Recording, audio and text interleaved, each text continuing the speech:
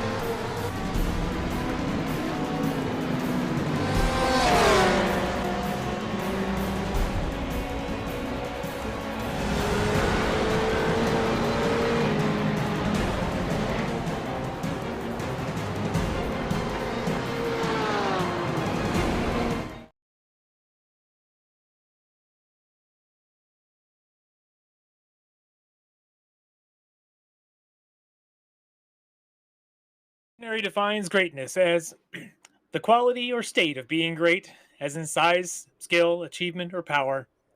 Tonight's race will feature the most skilled drivers who will bring with them many achievements through victories and championships, and will have the power. Every car tonight will bring with it more than 500 horsepower and push top speeds in excess of 175 miles an hour. The backdrop for tonight will be the legendary circuit, Watkins Glen, this year celebrating its 65th birthday, and it's still one of the most glorious places on earth to put rubber to tarmac. It'll truly be a night of greatness. Welcome to round 3 of the inaugural season of the Extreme Motorsports Ricmotech World Challenge, presented by Proforma Elite Texas Graphics. I'm Lefty Larry McLeod. Alongside me tonight is going to be Greg Ginsberg, and we'll have Dennis Branch and Alex Simpson working in the production booth. Greg, last time in the World Challenge, he split the field into a couple of short sprint races, but tonight we're going to return to multi-class racing in that long-form endurance format, and we're going to be doing it at this historic Watkins Glen circuit. So what kind of race do you think we're going to be expecting to see here tonight? Well, Larry, I would expect it to be very different racing than we saw 3 weeks ago at Virginia International Raceway, where, as you mentioned, we had a very different format. We had 40-minute sprint races for each of our 3 groups, the LMP2s, the GTE cars, and the GT3 cars, but now with them all back out on track at one time, sharing this historic Watkins Glen circuit. Again, the original permanent home of the United States Formula One Grand Prix in upstate New York. I would expect to see, obviously, the different classes are going to have to be watching the mirrors for faster cars all the time, but we're going to have a lot of strategy that plays into it here, because even as opposed to some of the earlier endurance races that we had here in the series, actually we only had one, and that was at Daytona, where most of the drivers had to go for one pit stop, at least for our LMP2 cars. Most likely, because of the fuel allocations they're going to have to start this race, they're probably going to have to make 2 pit stops, and that could really complicate things. Have to do a lot of calculations on the fly in order to assure that you come out home with the win. Our other classes, a single pit stop, but again, because I think the fuel burn is going to be very different here at Watkins Glen, it's going to present some very different challenges than what these drivers had at Daytona, which was the first of their endurance races all the way back in January. Yeah, I'll tell you what, this place doesn't have the Daytona does. Daytona's got a long stretch of straightaway along that banking as you come out on the banking and head to the chicane on the back straight. And then you come out of the chicane, you got a pretty long run all the way down to the front straight where you go back to the infield. The straightaways here at Watkins Glen are kind of long, but I don't know if you're in one of those LMP2 cars coming up on a GT3, you've got to get your pass done and out of the way, because these straightaways aren't exactly miles long.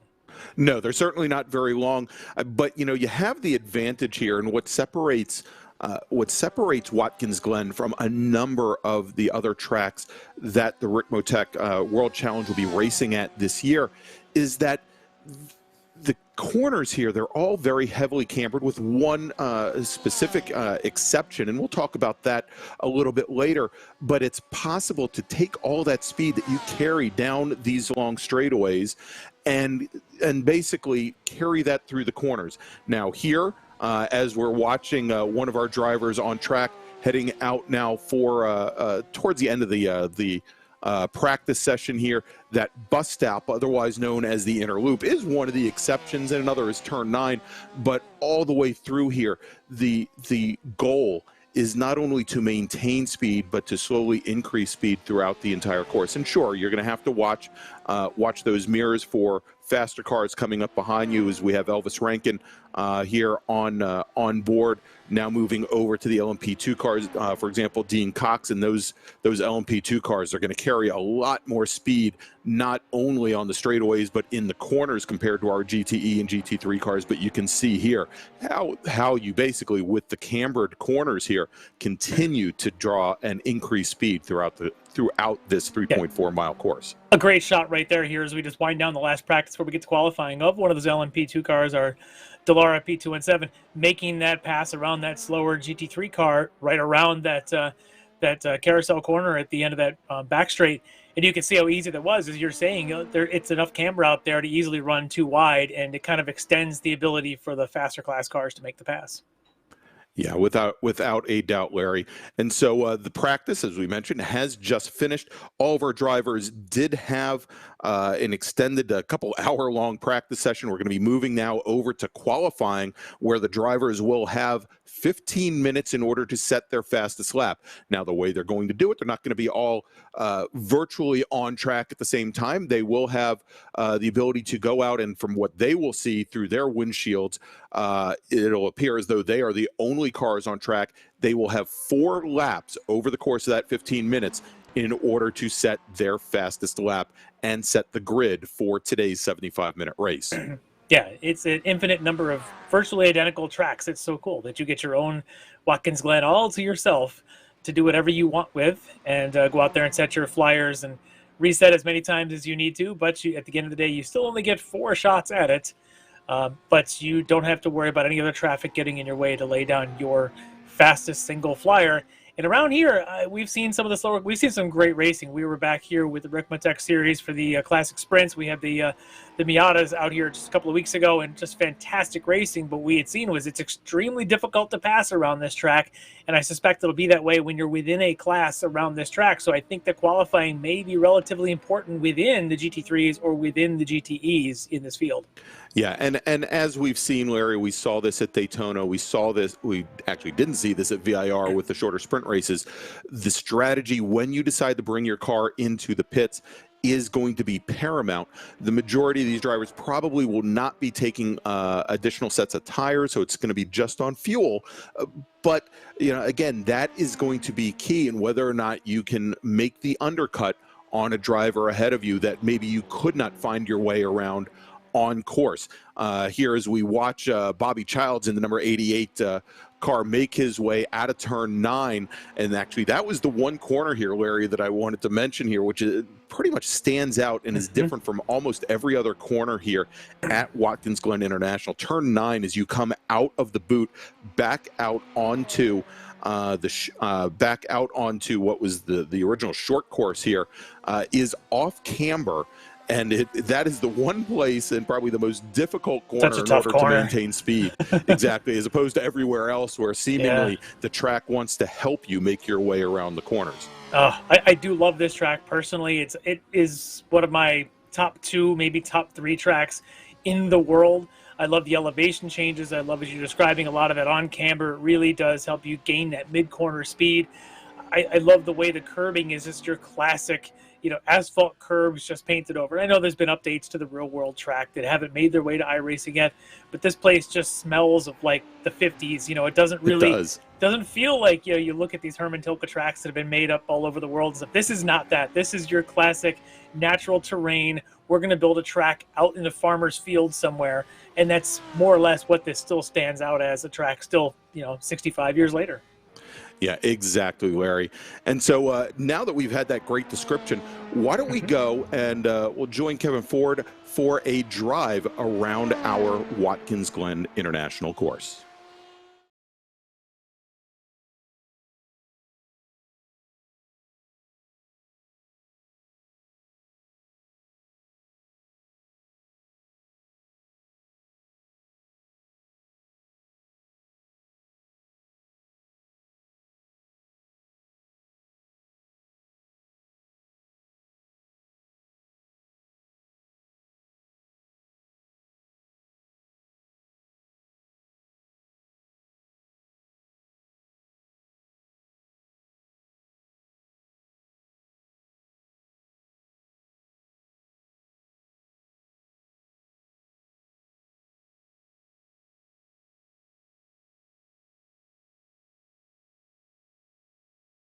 come up through the S's here of turns 2, 3, and 4. You'll notice turn 3 is a little bit blind on entry here as we come back to the left and back to the right now to head out onto the backstretch. The fastest portion of the course here for drivers, and also big overtaking opportunity coming into the bus stop, or what's known as the inner loop.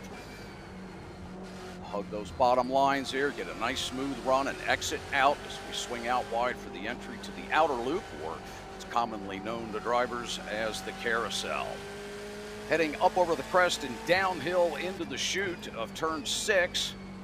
One of my favorite corners here, looking for that apex, come back to throttle, let that car drift out wide, track out to pick up that momentum, down the hill into what's known as the toe. Yeah, the toe is part of the boot portion of the course here, which from an aerial view, it looks like a work boot, if you will. Drivers heading up the hill crest here. This is another little overtaking opportunity coming down into turn 8. Very tight right-hander. Not a lot of space here on exit. Really got to watch those tires. Don't let them get off into the dirt there. Into turn 9. This is probably one of the toughest corners on the track here. Get that car wide off exit. Boy, coming off that off-camber entry is very difficult. Into turn 10 here. Just a lift of the throttle, right back down, and into the final corner here of turn 11. Up wide, a little bit of banking, can get a lot of speed off that exit and pick up some speed to come across the stripe and get that car up to about 150 miles an hour as we enter back into that turn 1 once again. There's your track guide for beautiful Watkins, Glen, New York. We appreciate you being with us. Thank you. All right, and there you go. That is a lap of Watkins Glen International. And I'll tell you, Larry, as I've driven this track many a time in real life, it is just as harrowing as it looks right there with that blue Armco to either side, anywhere and everywhere. Unmistakable, that blue Armco, isn't it? Yeah, absolutely. All right, so as we've got qualifying going on right now, and we're about 6.5 minutes into the 15-minute session, let's take a look back, and we're going to break this down by class. We're going to start off with the LMP2s and where we were 3 weeks ago with our finish at VIR, and then we'll take a quick look at the point standings after 2 weeks here on the Ricmotech World Challenge. All right, so at VIR, taking the win and his second win of the season, so far undefeated, was Arthur Chan in the number 50 Axon Driving Solutions car, with Brandon Whitworth second. Andrew List, who has led at one point or another both races here in the series, but cannot seem to take home the win. He finished in third, with Derek Holland finishing just off the podium in fourth. Dean Cox finishing fifth last week at VIR. Yeah, List, as you can see right now, just kind of looking at where they are in qualifying so far, after he's 3 laps in the books, he's still working on the 4th lap, has got the provisional pole. So again, he's pushing hard to see if he can get back up there and maybe try and get his first victory of the season. All right, so if we go and we take a look at the point standings, again, owing to those 2 wins, Arthur Chan is currently sitting atop the points battle right now with 75 points. That is 7 points clear of D2D iRacing's Andrew List, who's currently sitting second in his Dallara. Then we've got his teammate Brandon Whitworth sitting third, 2 points back from there with 66 points. Then we've got the Wibberman Racing car of Dean Cox, which is currently fourth after 2 weeks with 63 points.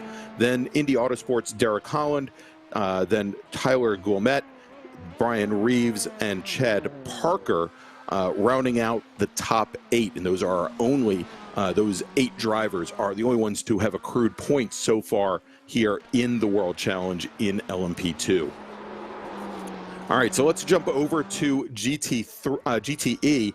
And Larry, the GTE class, we are made up of 3 different cars. We've got the BMW M8s, we've got the Porsche 911 RSRs, and we've also got the gorgeous C8R GTE Corvettes as well. And so 3 weeks ago at Virginia International Raceway, Elvis Rankin sat atop the top of the podium in his Orion racing car, with his teammate Mike Dam finishing second. Tony Kernan in the number 7 Kernan Motorsports car took the last spot on the podium. Then Jennifer McDonald, Nathan Manning, Travis Schwenke 4th, 5th, and 6th. Cameron Martineau, Jason Allen, Jordy Fike, and Robert Hartley rounding out the top 10 at Virginia International Raceway in that 40-minute sprint race. And so I think you can take a look. We've had them sitting on the screen here for a couple of minutes, Larry, that after 2 race weekends, 2 outings already in GTE, Elvis Rankin sitting atop the standings with Tony Kernan, Cameron Martineau, your top 3, and 2 wins will do that for you. Yeah. Mike Dam did not have a good weekend at Daytona, but comes back and got that podium at VIR, so he's starting to creep back up. He led a lot of the laps at VIR, came in 2nd, so he's got a lot of work to do to make sure that he's in this fight all the way to the end. But Elvis off to a good start there with 2 wins in GTE. Yeah, exactly. So Rankin with 78 points, Tony Kernan 64. Only 1 point back is Cameron Martineau, then Jennifer McDonald, who had a great outing at Virginia International Raceway last weekend in her BMW M8. And then Mike Dam, as you mentioned, moving his way up the order. I believe he was 8th overall after Daytona in points, and he is sitting 5th in the championship right now in the Orion Racing machine, obviously trying to get up closer to his teammate, Elvis Rankin. And so let's jump now over to GT3, where we've got 3 different race cars. We've got the Mercedes AMGs, we've got the Ferrari 488s, and we've got the brand new to iRacing Lamborghini Huracan GT3 Evo. And after what we had at VIR 3 weeks ago, taking the win was Kyle Burney in his DNA Motorsports car. And I believe he led from flag to flag, had the pole and crossed the stripe, did not give up the lead at any point during that race. John Allen in the number 101 Defined Auto Works car finished 2nd, and Jason Burney finished in 3rd. Yeah, good outing there for the Burney family. And as you mentioned, Kyle leading flag to flag, picking up all the bonus points, getting himself, in fact, that point differential you see there as we translate that to points now with a 1-point advantage over John Allen, who was our opening round winner at Daytona. John Allen, who at the last round came in 2nd, did pick up a couple of bonus points, but the difference between them now is that extra bonus point that Kyle was able to pick up at VIR. For being on the pole. For being on the pole, and yeah, so he's got himself an extra bonus point now, separating the 2 of them, but cannot relax because the likes behind them of even Jason Burney, who, as you mentioned, was on the podium last time out, Chris Thorman, Kevin Carlisle, they're all in the hunt still with just 2 rounds in the books, and round 3 just moments away. There you go. So with that, let's jump back over to qualifying real quick, and we'll give you an idea of where our drivers are with just a few minutes left to go in this 15-minute session. Currently sitting, and right now it looks as though the majority of our drivers have completed their 4 flying laps. We do have, I think, Jordy Fike, who we're watching right now, out on track, trying to set a fast lap, but sitting atop the leaderboard in LMP2, Andrew List with a fast lap time of a 1:31.86. That is just about half a second faster than our second fastest driver, Arthur Chan, who again is trying to get the 3-peat here, having won the first 2 rounds. Dean Cox, 3rd fastest in LMP2. If we jump down now over to our GTE. Yeah, by the way, a sub 132 around this place is absolutely screaming. Yeah, absolutely smoking here. And, I'll tell you, though, Arthur, and we'll have to see how they get gridded up. We've got Arthur Chan and Dean Cox setting an identical 132.42. So I think it's actually just a couple. I think when you go out to the thousands and it's up there on the ticker board, it's a 4.2. I don't know the thousands, but they're separated by 6 thousandths of a second separating those 2 drivers. Putting Arthur on the front row and putting Dean there right behind Andrew List there, but Arthur will be on the 2nd row. All right, and so let's jump now down over to the GTEs, where we've got Elvis Rankin, your fastest driver, in qualifying with a fast lap of a 1:39.85. That is just about 3/10 of a second clear of Mike Dam. Then we've got Robert Hartley, Tony Kernan, your top 4 in qualifying. So very closely matched once again. All those drivers in the 140 range, and all within about 2 to 3 tenths of a second of one another. So close. And again, Elvis Rankin sub 140 there in that that Porsche RSR, just screaming around this place again. These guys are just continuing to put down amazingly fast times. Those two, I suspect we'll see a lot of Rankin and Dam nose to tail, as we've seen them every single week. It doesn't matter which car that they're in. They tend to separate themselves to pack. Hartley and Kernan have their work cut out for them to keep up with those guys. All right, and if we jump now down over to the GT3 drivers, we've got sitting on provisional pole right now is Caleb Lavender with a fast lap of a 145.14. That is just about a half a second clear of the 101 car of John Allen, with Kevin Carlisle, your third fastest driver on track, and only about 0.03 of a second off of John Allen's time. So you can see how close they are. Then Evan Pyakel, just about another 0.05 of a second back from there. So the top four very, very close in GT3. And Kyle Burney, your points leader, is pretty far down that order. He's got a lot of work cut out for him tonight. He's down at about the fourth row. Yeah, he's very far down the order. So let's go. We'll start to run down the starting order here for the start of the Ricmotech World Challenge 75-minute endurance race from Watkins Glen International. Starting on the front row today in LMP2 is going to be Andrew List and his D2D iRacing machine, with Arthur Chan, our two-time winner, starting right beside him on the outside of the front row. Dean Cox will start on the inside of the second row in the number 9 machine, with Brandon Whitworth starting fourth. Then we've got Mason Smith and Derek Holland rounding out the LMP2s. And we'll jump over to GTE, where Elvis Rankin will start on the pole today in his Orion Racing machine with a pole time of a 139.854. Mike Dam, his teammate, will start right beside him in the number 93 car, with Robert Hartley starting third, Tony Kernan starting in fourth on the outside of the second row in GTE. Then we've got Travis Schwenke and Mac Miller starting on the third row. Fourth row in GTE, Cameron Martineau in the number 31 Aquila Racing machine, with Andre Saunders in the Pocket Racing number 72 starting in eighth.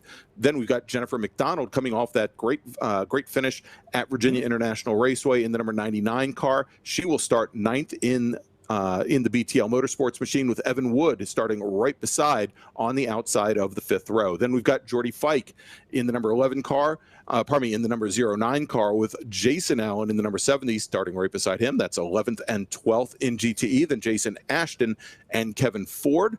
Russ Ruddock, Baron Glover will start 15th and 16th. And then let's jump over to the GT3s, where Caleb Lavender will start on the pole in the number 202 Archer Brothers Esports machine, with John Allen in the 101 car, the Defined Auto Works machine, starting on the outside of the front row in GT3. Kevin Carlisle and Evan Pyakel will start third and fourth. Then in the third row, we'll have Randall McGrew and Jeff Jacobs. Starting in the fourth row in GT3 will be Kyle Burney, as you mentioned, starting probably a little further back than he wanted in the number 33 machine, that DNA Motorsports car, with Bobby Childs in the D2D iRacing number 88 car starting in eighth. Then we've got Chris Thorman starting ninth. Edgar Sancinelli will round out the top 10 in GT3. Then we have Jeff Wills starting 11th, Mike Taylor 12th, Steve Daniels 13th, and Greg Brockway 14th. And then we've got Brennan Horn in the number 45 car. He will be starting 15th, with Michael Key right beside him 16th. And then rounding out the field, it's our marshal. Yeah, it's a race marshal. I don't know about an assistant, but we'll see there. So that should round out the field in GT3. As we have a multi-class field, we've got 3 different classes: LMP2, GTEs, GT3s. Each class will take their own start. As you can already see, the LMP2s have got their own field behind the official pace car. There is only one pace car. This is like you've seen in other places, multiple pace cars. In real life, you might have them. Here at the virtual world, there's just one. And you can see there on the track map the 3 different groups that will each pace themselves. In those cases, they still have a very clearly defined location where that pole sitter, leads the field and then can go green, even for the second and third groups of GTEs and GT3s. That is per the rules, and the stewards will monitor that very, very closely. Yeah, and that zone, that start zone, is going to be coming right out of turn 11 onto the front straight. And it's kind of a pit entry. It's pretty much the mark, isn't it? Yeah, it's actually starting a little bit before the pit entry, but more or less right as turn 11 straightens itself out, just before the sprint pedestrian bridge on the front straight. Now, for those of you who are watching at home, so that you can, I think it's pretty self-explanatory who the LMP2 cars are, so kind of easy to tell them apart. But if you need to take a gander and see if the drivers are in GT3 or GTE, the GTE drivers, those are the BMW M8s, the Porsche 911s, and the Chevy Corvettes, they will have the red mirrors, red banners, and red number boards, and our GT3 drivers, the Mercedes, the Ferraris, and the Lamborghinis, in GT3 will have green mirrors, green windshield banners, and green number boards. So that's how you'll keep track of them here over this 75-minute race. Easy peasy, lemon squeezy. There we go. All right, so the safety car now, or the pace car, is bringing our LMP2 field out of turn 9 onto the original section here of the track, and they'll make their way around turns 10 and 11, all to take the green flag for 75 minutes of racing here at Watkins Glen International.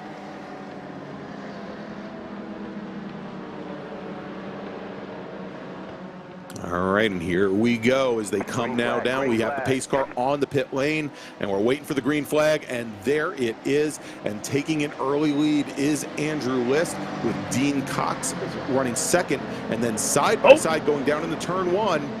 It is Chan and looks like Brandon Whitworth going wide in the number 42 car, and he's going to fall very far off the pace as our lead pack starts to make their way up.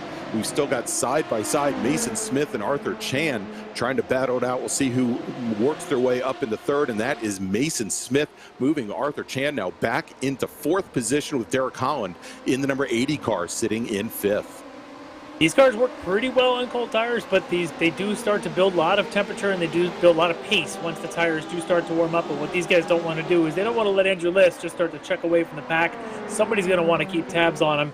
And right now, Dean Cox has that responsibility as the second car in the line. But Arthur Chan, as the points leader, wants to also make sure he stays in sight of Andrew List, who's currently second in points. Yeah, and you know, as Chan continues to go side by side with Mason Smith through many of these corners, that may make things a little bit easier on Andrew List, as our GTE field now makes their way out of the inner loop, the bus stop chicane here, and making their way over towards the boot. Sitting in first right now is the number 1 car. That is Elvis Rankin. He's opened up about a 2-car length lead over teammate Mike Dam. We then have Robert Hartley in the Chevy Corvette sitting in 3rd, Tony Cornan 4th, then Travis Schwenke sitting in 5th. But that GTE field all lined up in a row now as they make their way down into the toe of the boot.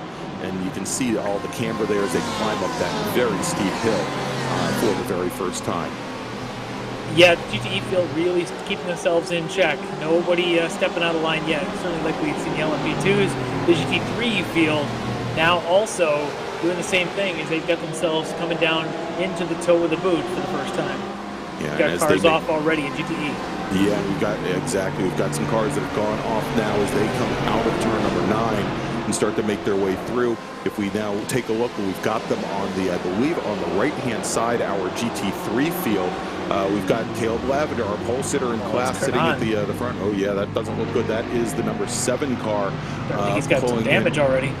Yeah, and that is Tony Kernan in the number 7 Porsche. We'll have to see what he can do. And yeah, it did look like he's got a little damage there as we jump over back to the GTE field, making their way up the hill here through turns 2 and 3 onto the long back stretch here for lap number 2. Just to catch up on where we are with our GT3 field, it is Caleb Lavender and John Allen right now, about 3 car lengths separating them. Then we've got Kevin Carlisle sitting 3rd, Randall McGrew and Evan Piacle currently sitting 5th in GT3 as we see them now on course right now. And the one I'm looking for in that GT3 field, though, is going to be Kyle Burney, our points leader, to see where did he get in this mix in this opening lap. There he is already. Yeah, there he is right now, and he's made up one position, got himself around Jeff Jacobs to move up into 6th position, but a little bit of a gap there, trying to get back up to the leaders in class. Evan Pyakel, Randall McGrew, Kevin Carl, John Allen, and Caleb Lavender. As we jump back over to our LMP2 battle right now, this is once again, and this battle continues on. This is the battle for 3rd here in LMP2, and already, Larry, just 2, actually, I guess now 3 laps into this race, they're really going at it here in LMP2 with Mason Smith and Arthur Chan. Chan really stuffing it down the inside, going into the bus stop there, going to make that stick, and he did. That is tough to go too wide there into the bus stop, but these guys fighting fair and fighting hard. Chan able to hold that 3rd spot now.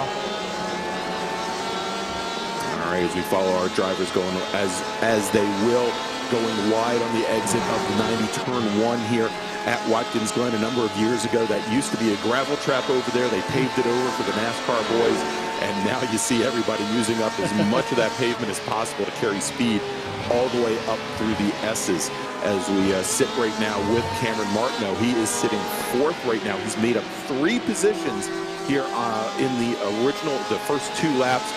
He's gotten around Mac Miller, Trevor Schwenke, and also Jennifer McDonald, and he's got Hartley in his sights right now. Yeah, and they have already started to lose sight of the group out in front of them of Rankin and Dam. Rankin already with a 2nd lead over Dam, but this group of Martineau and them are going to have to really work hard to stay anywhere near that front 3. All right, and you can already see our LMP2 traffic now, just 2 and actually 3 laps in, already starting to make their way through the back of the GT3 field. And here we go, side by side once again with Smith and Chan.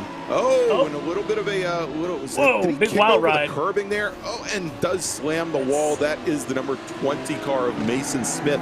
Larry, it looked like he caught the curbing going into the bus stop there, but I was a little surprised at how far threw the car up in the air there. That curbing very, very flat. Yeah, he hit the curbing, but I think he ended up kind of pushing wide, but once he started wide the bus stop as he came back across to the grass, there's a big giant drainage ditch or something through there. It looks like it launched him as he came back out on the track, and then he just lost control entirely. Yeah, so we'll have to see. Of course, Smith now losing. He's now sitting all the way back, tail end Charlie in LMP2, sitting in 6th. We'll have to see if he brings that car around to the pits. Of course, those LMP cars pretty resilient.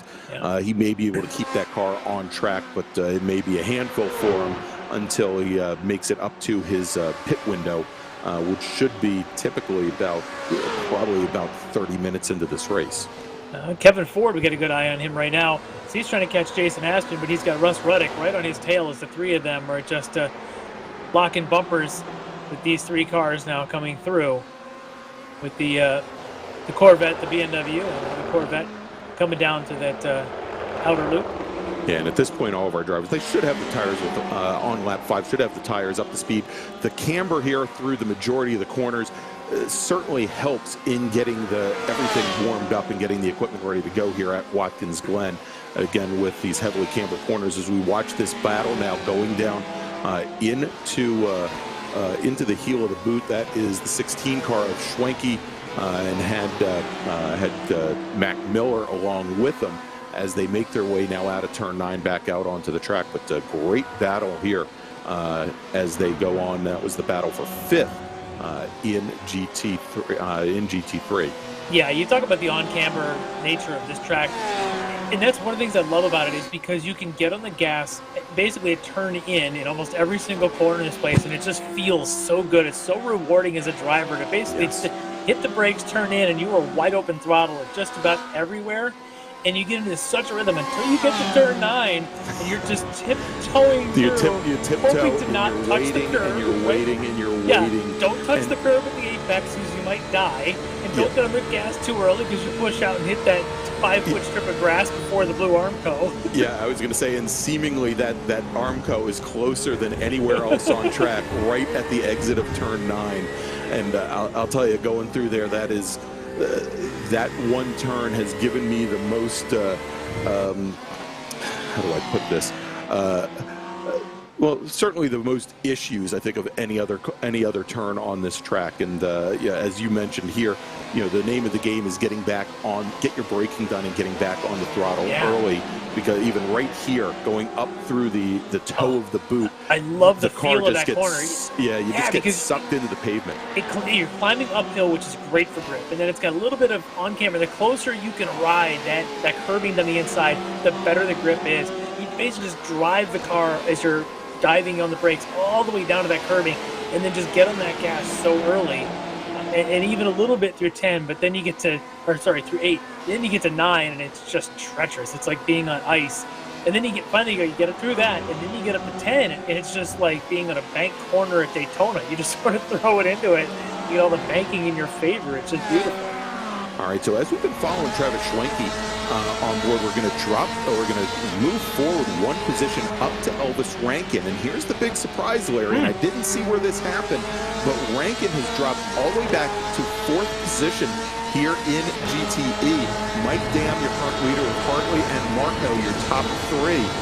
But Rankin, who had been running 2nd, sitting back and forth, with the big winner here after 5 complete laps is definitely Cameron Martineau, who is sitting in 3rd, started 8th in class.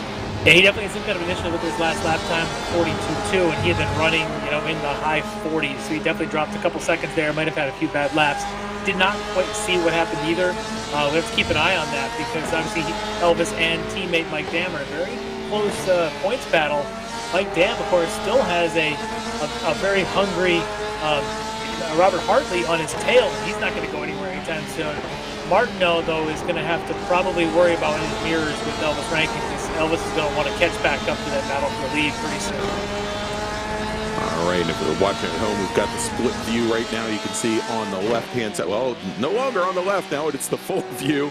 That's all right. We're dropping over to Elvis Rankin. We had also been following Mike Chan's onboard view on the right-hand side previously, but now we're back to that GTE action. And as we jump up now, we're taking a look at Jordy Fike in the 09, that silver Chevy Corvette. He has just ahead of him Evan Wood in the number 96 car. So Corvette battle here right now in the battle for 10th in GTE. Yeah, there's battles up and down, and that's part of the nature of Watkins Glen as well, because you get all this great grip. It's a relatively simple track to learn, but you also don't have the longest straightaways, so just long enough to kind of stay in the drafts, a lot of high-speed corners. You do end up with a lot of tight racing, and you can go side-by-side to a lot of places, so you end up with a lot of this really tight side-by-side racing, and you can recover from bad moments too. So it really does tend to race well, and you end up with a lot of tight packs running around here for a very long time. For a very long time here. One of the challenges, though, as we talk about how great the camber is through a lot of these corners, is to be able to force a driver into kind of falling out of the groove.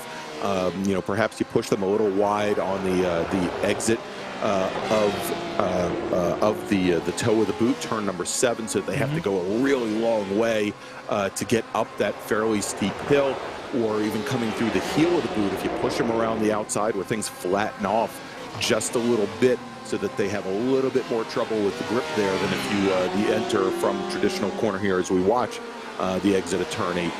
Here it is, the drivers make their way up out of the boot through turn 9 to that very, very late exit. You can see here as the rear ends of those cars, the rear ends of those Porsches just don't look very happy coming back out onto the straight and making the run down to turn 10.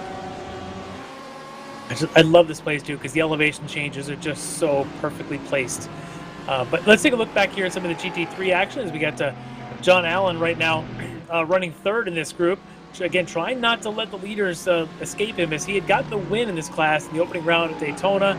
Was managed to come in 2nd last time out, but trying to also come back here with a podium. But he's got Lavender and Carlisle currently in front of him, but he's going to make sure he doesn't lose pace to those two. Yeah, and that's got to be a challenge for John Allen there, as you can see that that Lavender definitely having some issues, probably not Lavender, but Kevin Carlisle definitely having some issues with connectivity to the iRacing system, and that car seemingly appearing and disappearing as we watch, and all that John Allen can see is a car that's there and then not there and then there again.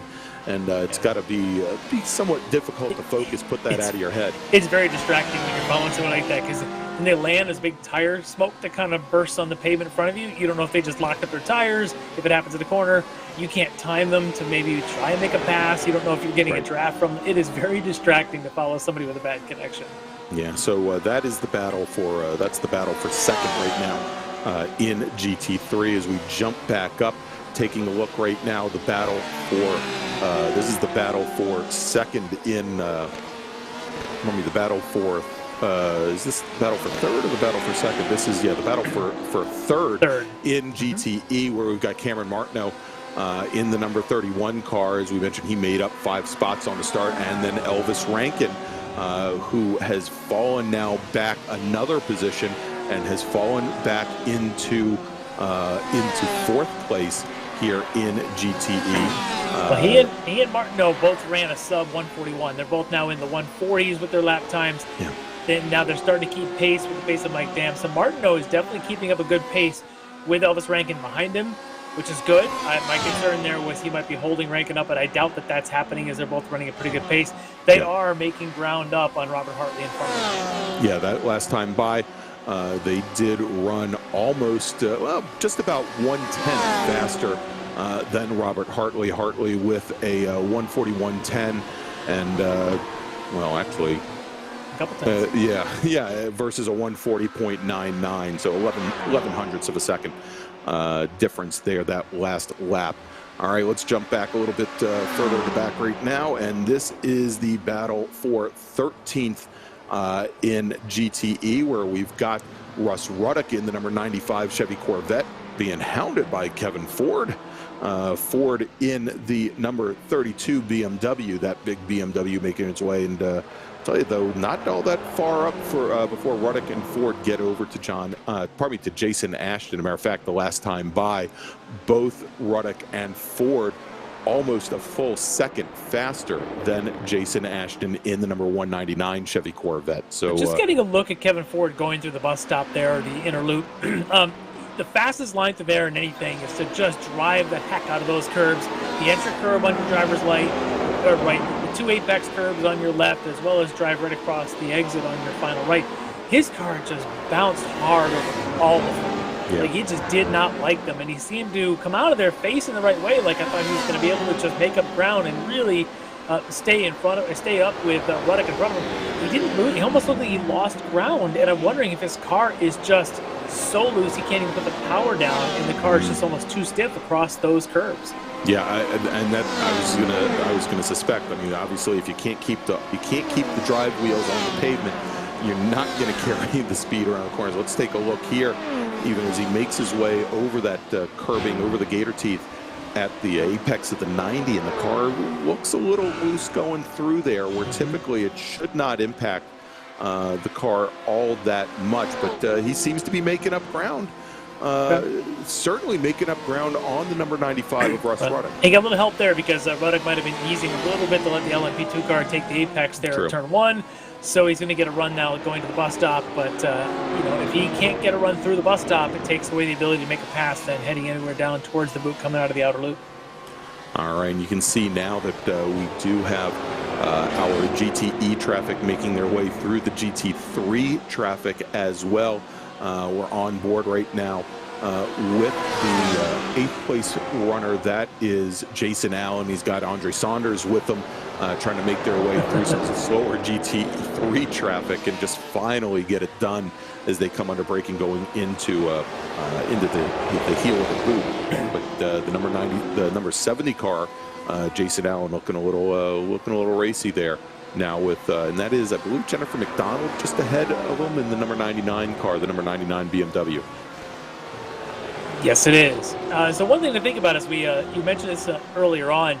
The GTEs, GT3s, this will be a one-stop race for them, but our LMP2 cars, this will be a two-stop race for them in this 75-minute race tonight. So the two-stop race, typically your strategies, often if everything's going clean, they might run about 30 minutes, stop for fuel, maybe for tires, stop again for a splash of fuel, and then be finished.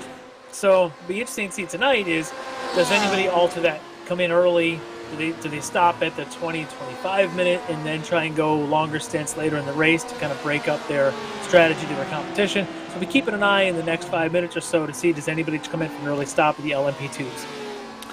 Yeah, exactly. We estimate that the LMP2 cars should be able to get a maximum of about 20 laps on what we're calling a full tank of gas. They're not going out there with that full tank. They have quite a bit less than that on board that they're allowed by rules here. And for the GTE and GT3 drivers, we're expecting probably around 27 laps for each one of those classes, and they should be able to, in the case of the GTE cars, take somewhere if they came in at the very end of that pit window, which is somewhere around 45 minutes into the 75-minute race, probably around 14 gallons would get them to the end, and the GT3 cars a little bit more, about 18 gallons to get them to the end. All right, taking a look here. It looks like Hartley is just right on the back of Mike Dam. You can see that Corvette pressuring that Porsche now. Just a couple of ticks right underneath that big rear wing of that Porsche. But I think he might be afraid to make any kind of a daring move, knowing that Rankin now and Martineau are just 2 seconds back from them. So any kind of slowdown going side by side to the bus stop will bring Martineau and Rankin right on top of them. Wow, and you can see there as Dam went into the inner loop, the car, just the way it took the curbing at the initial turn in, got a little bit loose, maybe lost a little bit of ground. But I think, as you mentioned there, Hartley a little hesitant to really press the issue at this point, because knowing that if he ends up going side by side with our leader right now, that is going to essentially turn it into a 4-car battle for the win, or for the lead at this point. I think a little early to be talking about the win, but yeah, it would definitely complicate things here. Although, as you can see, Larry, they're starting to come up on some of that slower GT3 traffic right now. And that's just what happened to Martineau and to Rankin there behind them as they went into the bus stop. They were behind a little bit, so a little wobble there for Hartley. He's going to put some daylight now between he and Mike Dam. That's that turn 9 you were talking about. Absolutely. You turn in a little bit early, you get on the throttle a little early, and that's exactly what will happen. The rear end of the car will come around, and I wouldn't be surprised if we've got Martineau and Rankin smelling a little blood now on the front straight here. Yep, there they are. They're definitely looking at it. But right in front of them is Mike Dam now, kind of sandwiched in between a couple of the GT3 cars as he's trying to get by them. I can see Jeff Jacobs, and actually the other is there, but he's trying to make his way through them and put them between he and now Robert Hartley before he gets up to the bus stop, maybe force Hartley to have to follow them through the bus stop. Exactly. As we switch back to the battles now, speaking of GT3s, this is a battle within the class. That's John Allen. I think, is that Bernie right behind him? I believe behind John Allen is Kyle Bernie. This is our points battle right in front of us. Yeah, in the number 33, in the 33 Mercedes right behind, and then sitting right ahead of those two drivers, we've got Evan Piacle in his Mercedes, and Randall McGrew also in the in one of the Mercedes machines, the number 67 car. So pretty tight running here. That is actually, we'll call it the battle for third. 3, 4, 5, and 6, basically. Yeah, but one of these guys is in third, the rest are not. But it's a tight battle. And I mean, it almost looks like a Spec Miata battle the way these guys are running noses. It's Spec Miata with 550 horsepower. Is that fair? This is the entire 80-car Spec Miata field of horsepower into 4 cars. Into 4 cars. Exactly. And a little bit more downforce. All right, let's take a look here as we've got Martineau and Rankin trying to find their way through some of that GT3 traffic. And so as we look at this, that has actually opened things up just a little bit for Robert Hartley, who just a lap before had those issues coming out of turn at number 9. But now Hartley's been able to open things up. He's got about I'd say about a 10-car length advantage now over the pair of Martineau and Rankin. Not only that, but he's got a GT3 car right between them as well. Yeah, and it looks like Schwenke has made its own way a little faster through that group than Martineau and Rankin did, and Schwenke's now just a little over a second behind them. I almost was thinking Elvis Rankin was going to take an opportunity through this traffic to maybe get by Cam Martineau, thinking he could be a little quicker through this, through picking through traffic and maybe open pace than Martineau is. But he hasn't taken that opportunity yet. He's still kind of waiting, playing the waiting game, maybe doing a little bit of fuel saving to try and cut his fuel stop down when it finally comes time for it. Now you'll notice also that that Rankin had to really cut across the nose of that GT3 Huracan going into the bus stop, lost a little bit of ground to Martineau as they roll out of the inner loop and make their way through the outer loop down into the boot. Yeah, just had another shot of Kevin Ford there in the background going through that bus stop. Like I was mentioning earlier, that car, especially over that second curve, just looks really hairy as it just kind of slams down. Look, the BMW is a big car. Oh, we got a car off in the background there. Yeah, let's see if we can pick that up. Jeff Wills, yeah, he's struggling there, coming around the chute there at turn 6. He's still not quite back on the tarmac. As this battle continues now, the 3, 4, 5 here in GT3. These guys are not giving up. McGrew, Michael, Allen, Bernie, as they're trying not to separate, but also there are some GTEs that want to get by these guys. All right, let's take a look now. If we look over on driver's right, we can see the driver's left here. We'll get to take a look at that little incident that Jeff Wilson, the number 74 Mercedes, had. And there he goes. Oh, went off into the barrier just at the entrance to the bus stop. Gets it back underway, but looked a little hairy there as he went side by side into the bus stop with another car and didn't actually make it in.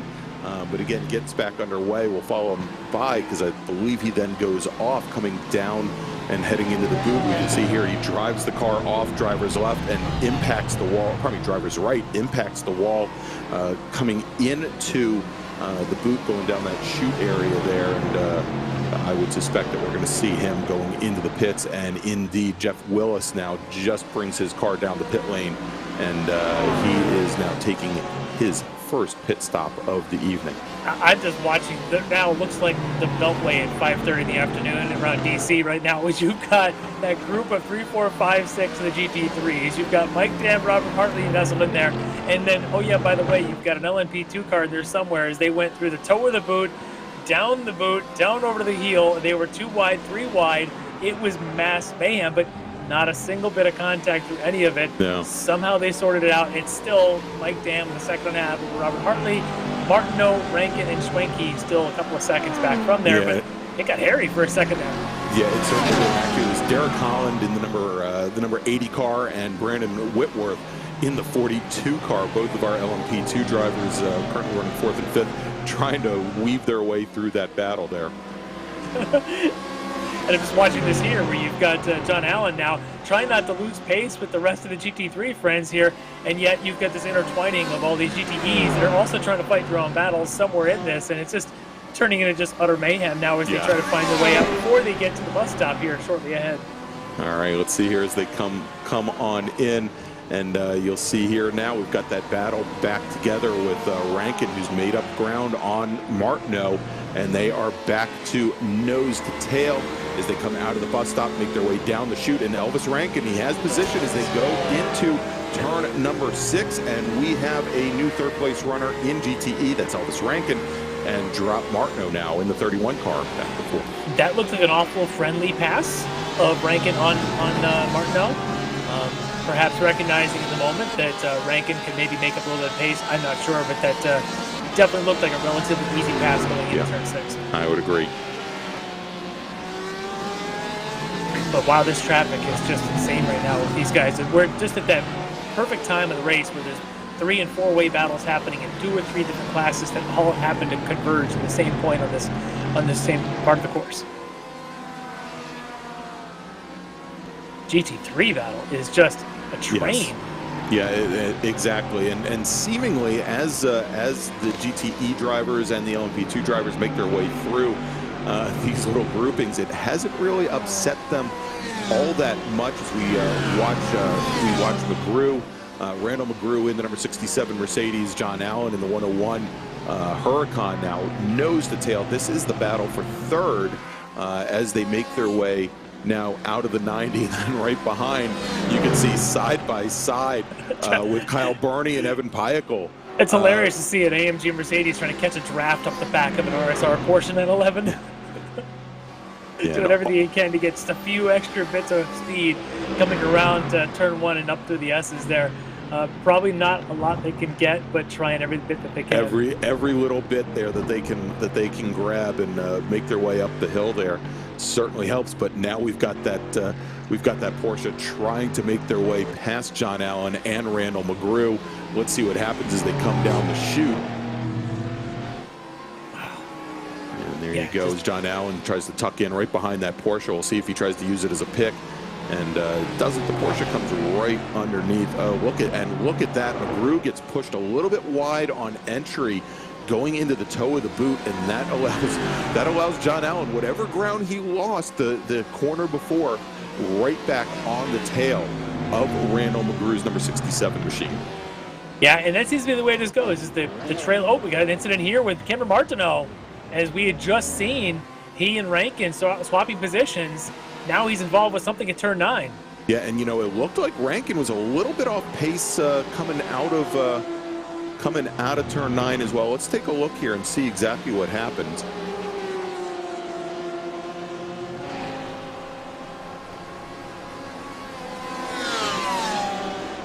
No, I don't think we're going to get that. I don't think we're going to get that view. But Martineau now back up to speed, and let's take a look at timing and scoring now. He has now fallen all the way back to 6th, back behind Mac Miller and Travis Schwenke. So Elvis Rankin now sitting up in 3rd. Would have loved to have seen what preceded that little incident there. I did see what looked like another GT3 car in the area at the time, so I'm not sure if there was a bit of a tangling as he was trying to make his way by. But yeah, unfortunately for Cameron Martineau, now he's got a lot of work to do. Lost about 10 seconds of track time. Also worth noting is Randall McGrew was part of this bit of these battles here. He has now brought his GT3 car in for his pit stop.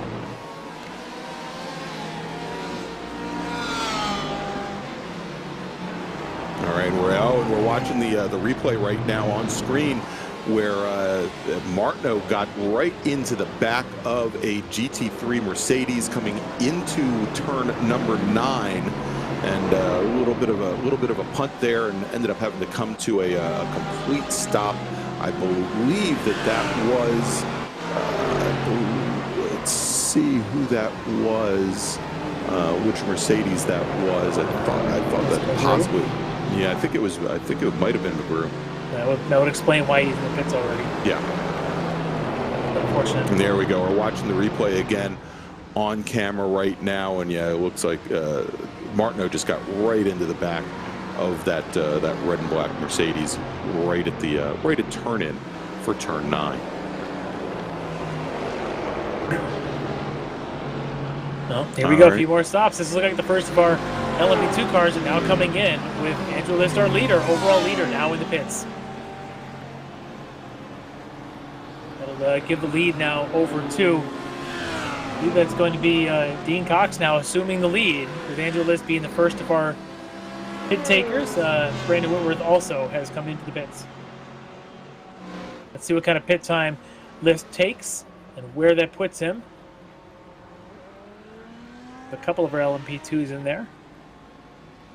Mentioned Whitworth. I see List. And we've got Whitworth, we've got List in there. It'll be interesting to see how long this fuel fill takes those cars, and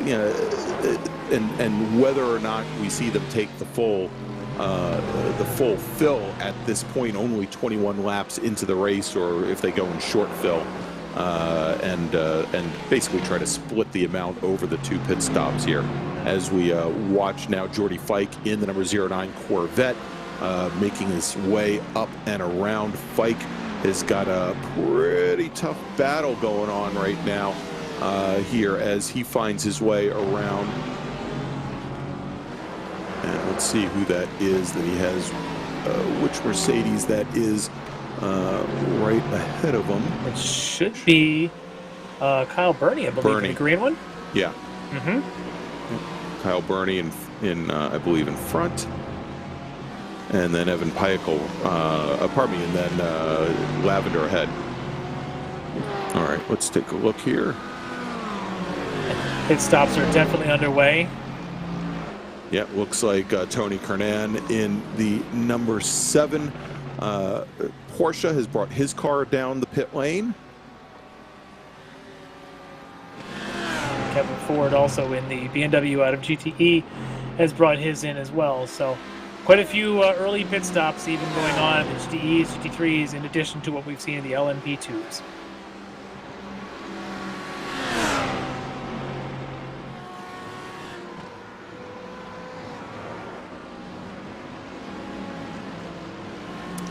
All right, as we hit the top of the hour, Larry, and we've got our pit stops starting here. Going to take a little bit of a break. We're going to be back with you in just a few moments. You are watching the Ricmotech World Challenge presented by Performa Elite Texas Graphics. We'll be back with you in just a few moments. Ricmotech, high-performance sim racing equipment. Whether you're just looking to have fun, train for race day, or become a serious esports competitor, Ricmotech has you covered. Hundreds of name brand parts. Support from experts that love sim racing. Trusted by the pros. There's only one place to go, Ricmotech.com. What a race this has been. And 3 wide for the lead. Oh, we almost lost it.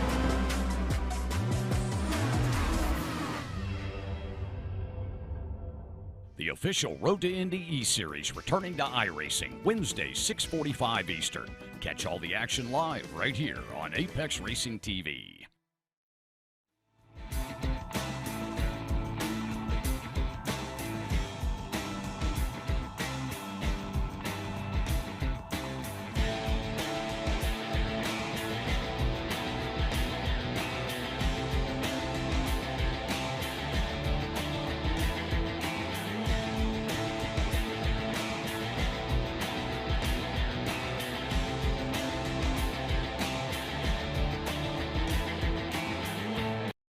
Ricmotech, high-performance sim racing equipment. There's only one place to go, Ricmotech.com.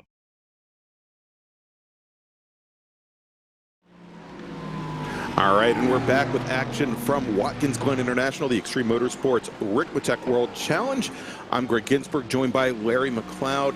As we continue on in this 75-minute endurance race, Larry, we're just about, about a third of the way through the race here. Yeah, coming up actually pretty close to the halfway point here pretty soon. As we just before we went to break, mentioned all the pit stops that are underway. The battles are not slowing down at all as we continue to look at the battle here of GT3. That's Caleb Lavender just ahead of John Allen. John Allen, our round 1 winner at Daytona. Lavender, I believe, was our pole sitter here tonight. Yes, he was. These guys just nose to tail, and this train of GT3s is just relentless tonight. As right now, though, your leader in class is Kevin Carlisle, out in front by several seconds. In fact. Yeah, Carlisle, as he crossed the stripe with about a 4-second lead over the rest of the field, you can see there, sets a fast lap time of a 1:46.9. That's actually almost a full second off of Lavender, Allen, and Bernie's time. So they're making up a little bit of ground on him. We'll have to see here. I don't believe Carlisle has gone in for his pit stop yet. He might be dialing things back just a little bit. I didn't see what happened here because Lavender was a couple of seconds ahead of this battle for third of Allen and Bernie and Peichel. And then I didn't see what happened. It brought Lavender back into this mix. We've got a car at a bus stop. Yeah, that is the number. That's the number 98 car, I believe. That is off. That is Michael Key. Was running 14th. He had made up 3 positions over the course of the entire race. I believe we may see him drop a few spots here. Currently showing in 35th. Let's go and take a look at the replay. Just gets loose coming into the bus stop. Rear end steps out on him on that entry to the bus stop, and then just has to wait for traffic to make its way through as he now goes and rejoins us. Smart rejoin, waiting for the traffic to clear before jumping out in front of there, as opposed to the Miata driver. As a video that I happened to post this past weekend, that decided to pull out in front of the traffic not once, not twice, but 3 times. The third time was in he one backed race in reverse into traffic and then got T-boned. Yes, that driver was protested. You will not see that in the Ricmotech series tonight. These drivers are a heck of a lot smarter. Even when they do spin, they're really good about the rear entries. All right, so we're on board right now with Kyle Burney in the number 33 machine. That is the green Mercedes. He's currently running in 4th in GTE. He's got Caleb Lavender directly ahead of him. And as we've been saying, I mean, this has been really a multi-car battle for 3rd. We've got Lavender running in 3rd, Burney, and then Piacle sitting right back behind him. So really tight battle here in GT3. Yeah, so Allen was able to get around Lavender. So again, Lavender kind of off his pace a little bit, was out in front a little further, and suddenly has slipped a little bit. So I'm not sure if he's limping that car around or if there's something else going on, but he seems to have lost his pace a little bit at times, or a couple of slip-ups here and there. Yeah, and Burney's sitting there ready to pounce. We'll have to see if he tries to get this done before they head into the round of pit stops here in GT3. But looks as though he doesn't appear to be letting off. He's still making up ground on the number 202 machine. He is, but he's just not able to keep pace with John Allen, who's just pulling away from these two right now. That's very surprising considering how close these drivers have been running for so many laps. I don't see any damage on the Lavender machine. As they all kind of watch the LMP2 go blazing by with lights flashing.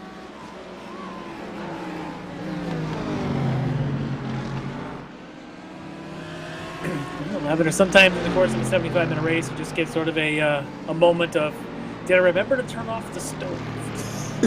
And trust me, I speak from experience, those things happen. And as I look forward to my next endurance venture of sim racing being probably Sebring in a couple of weeks, my biggest fear is remembering, did I do that? Did I close the garage door? Did I, turn off the faucet in the bathroom? All of a sudden, I'm in the wall. In the wall, there we go. All right. Sometimes these things happen. And not in the wall there. Looked like we had the number 99 car. That's Jennifer McDonald and her BMW going down the pit lane for her first round of stops.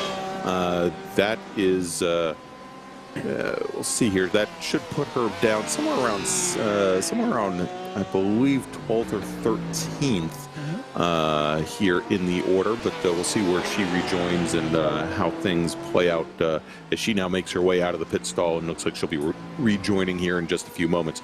We're back on board with our leader in GTE, Mike Dam, in his Porsche 911. He is now just about 3 seconds clear of Robert Hartley's Chevy Corvette. And Hartley running very similar lap times to the leader here. So let's jump back to that seemingly never-ending battle. As Bernie's gotten back around John Allen now. Yeah. Remember, Allen was in front of both Bernie and Lavender. Now John Allen's the third in this train. Every time we step away, these guys swap positions.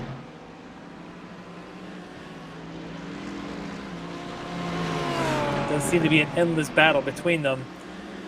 Just constant. We've got one of our GTE Corvettes right behind. I believe that is the 199 of Jason Ashton. Actually, no, it's probably not the 199.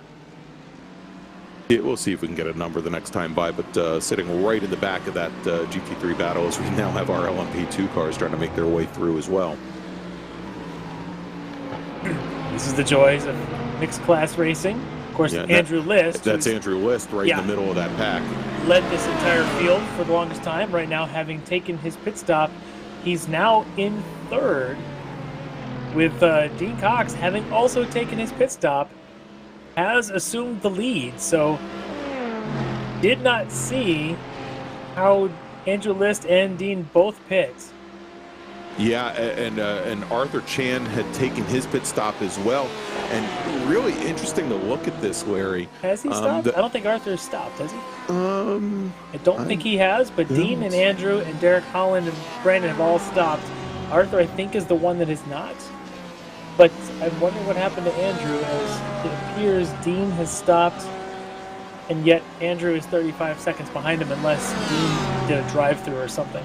That is certainly possible. I'm showing a pit stop time of almost 20 seconds longer than Dean Cox. Yeah. Showing about a 50-second pit stop versus a 30-second pit stop. The other thing is possibly he may have taken tires now. Yes. And decided to take them now rather than later, and maybe just aim for a splash and go with about 25 minutes to go in the race. We'll see how that plays out. All right, well, let's take a look now as we've got Rankin right now and Hartley going at it. They were side by side as they made their way up to the bus stop chicane. Elvis Rankin now, we saw him down in fourth about 15 minutes ago. He is now back up into second in his Porsche 911 RSR here just behind Mike Dam. Well, and really not just behind. That's interesting that Rankin is gaining a little bit of Mike Dam. He was 5 seconds back earlier, but he hasn't gained a ton of Mike Dam. What's happened here is Hartley has faded back a bit, and part of that might be some traffic making his way through. But clearly here is Rankin has jumped at that opportunity and made his way around Hartley to make his way back, as you say, into second spot in class. Yeah, and there's still about 4 seconds separating Mike Dam from Elvis Rankin as we follow Rankin here around turn 9, and he's got the LMP2 car, the number 60 car sitting probably that's the 80 car of Holland right back behind them as they make their way through. Yep. And Holland will go by him like he's standing still as they come down here to turn 1. You know, and watching them come down the straight here, the speed differential does not appear to be that great, at least coming out of turn 11 onto the front straight. Yeah, they've got through that corner not as much, but there's just so much downforce in that car, and then so exactly. much. The difference is definitely the cornering speed, not the straight line speed here. Yeah, around that Watkins car Glen. is 660 horsepower, something like that, and 2,000 pounds, whatever they are, and about 180 miles an hour or so down that straightaway by the time they get to the bus stop. So just a ridiculous amount of power and downforce in that LMP2 car. All right, we're back with Evan Peichel and Kyle Burney here, still nose to tail. This is the battle for fourth in GT3. As John Allen has started to stretch things out just a little bit over that pair. Saw him, and you can see him go, Allen now making his way onto the front straight. He's got about 10 car lengths on the pair of Mercedes. As Bernie has taken the opportunity now to come in and take his pit stop.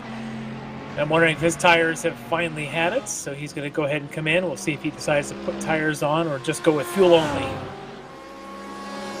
That's part of the strategy here is, 75 minutes. It's a little longer than what sometimes some of these races in these types of cars, they run 60 minutes. You get to that extra 15 minutes, and as well as around here, a lot of these corners you talk about on camber, you're still putting a lot of load on those tires, and it could put a wear on them. So you think about 75 minutes, you'd hate to be out there in the last 15, 20 and completely losing your pace. All right, Larry, and our leader, Arthur Chan, now is in the pits. So he has brought that car down, and you're taking a look at him right now as he makes his way down the pit lane. We'll see where he comes out relative to Dean Cox, who may have already gone by. There he goes.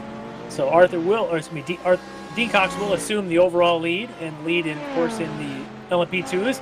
Then we'll be watching for Andrew List in his number 61 to see if he's able to resume the second overall. And here he comes down the front straight and heading into the 90 right now. So he should be able to get by, and he does. So move Arthur Chan, now our two-time winner, back into third as he now throws up that little whiff of tire smoke there, spins the tires, and he is now back underway here at Watkins Glen International, sitting third overall, third in LMP2. All right, so that still, though, we'll see if Andrew List has anything left to try and catch up to Dean Cox as this race unfolds.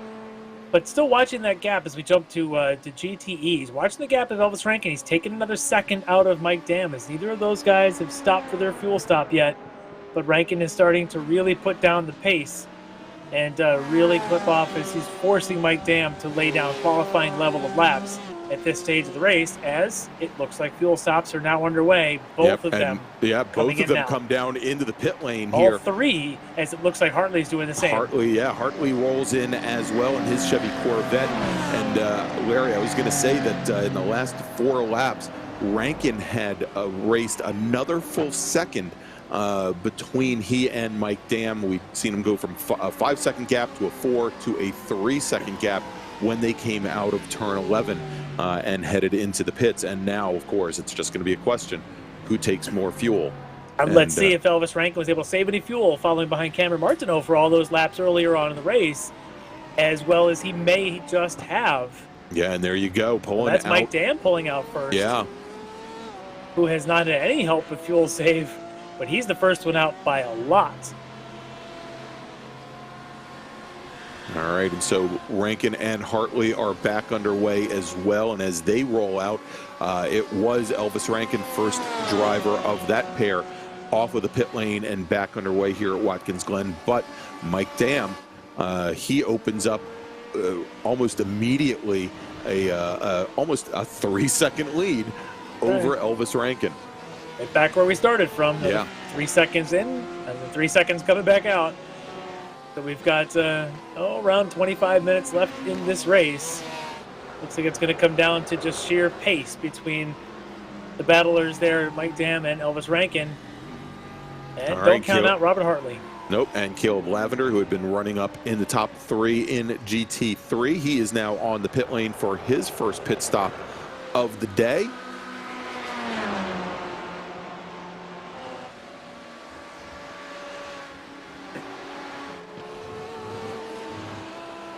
And we're on board right now with Evan Wood and Jordy Fike as they make their way through the bus stop.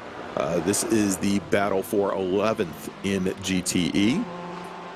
It looks like reached that point in the race where everyone's starting to think about their pit stops and maybe a little less pressuring, as we don't see all the side-by-sides and a lot of the corners and things. Everyone's just kind of waiting and saying, I'm going to do 2 more laps and I'm going to fuel stop. And about the next 5 minutes or though, as everyone rounds through the cycles through their stops, they're going to start seeing a lot more of that positioning and fighting and saying, okay, I can make a couple spots up and I can get to a podium. If I could just get my pace down to 1 minute XXX or whatever it needs to be, I can catch that car in front of me. And you're going to see a lot more fighting here as the last stages of this race start to unfold. All right, as you saw in the pit lane there, Cameron Martineau in the number 31 Porsche.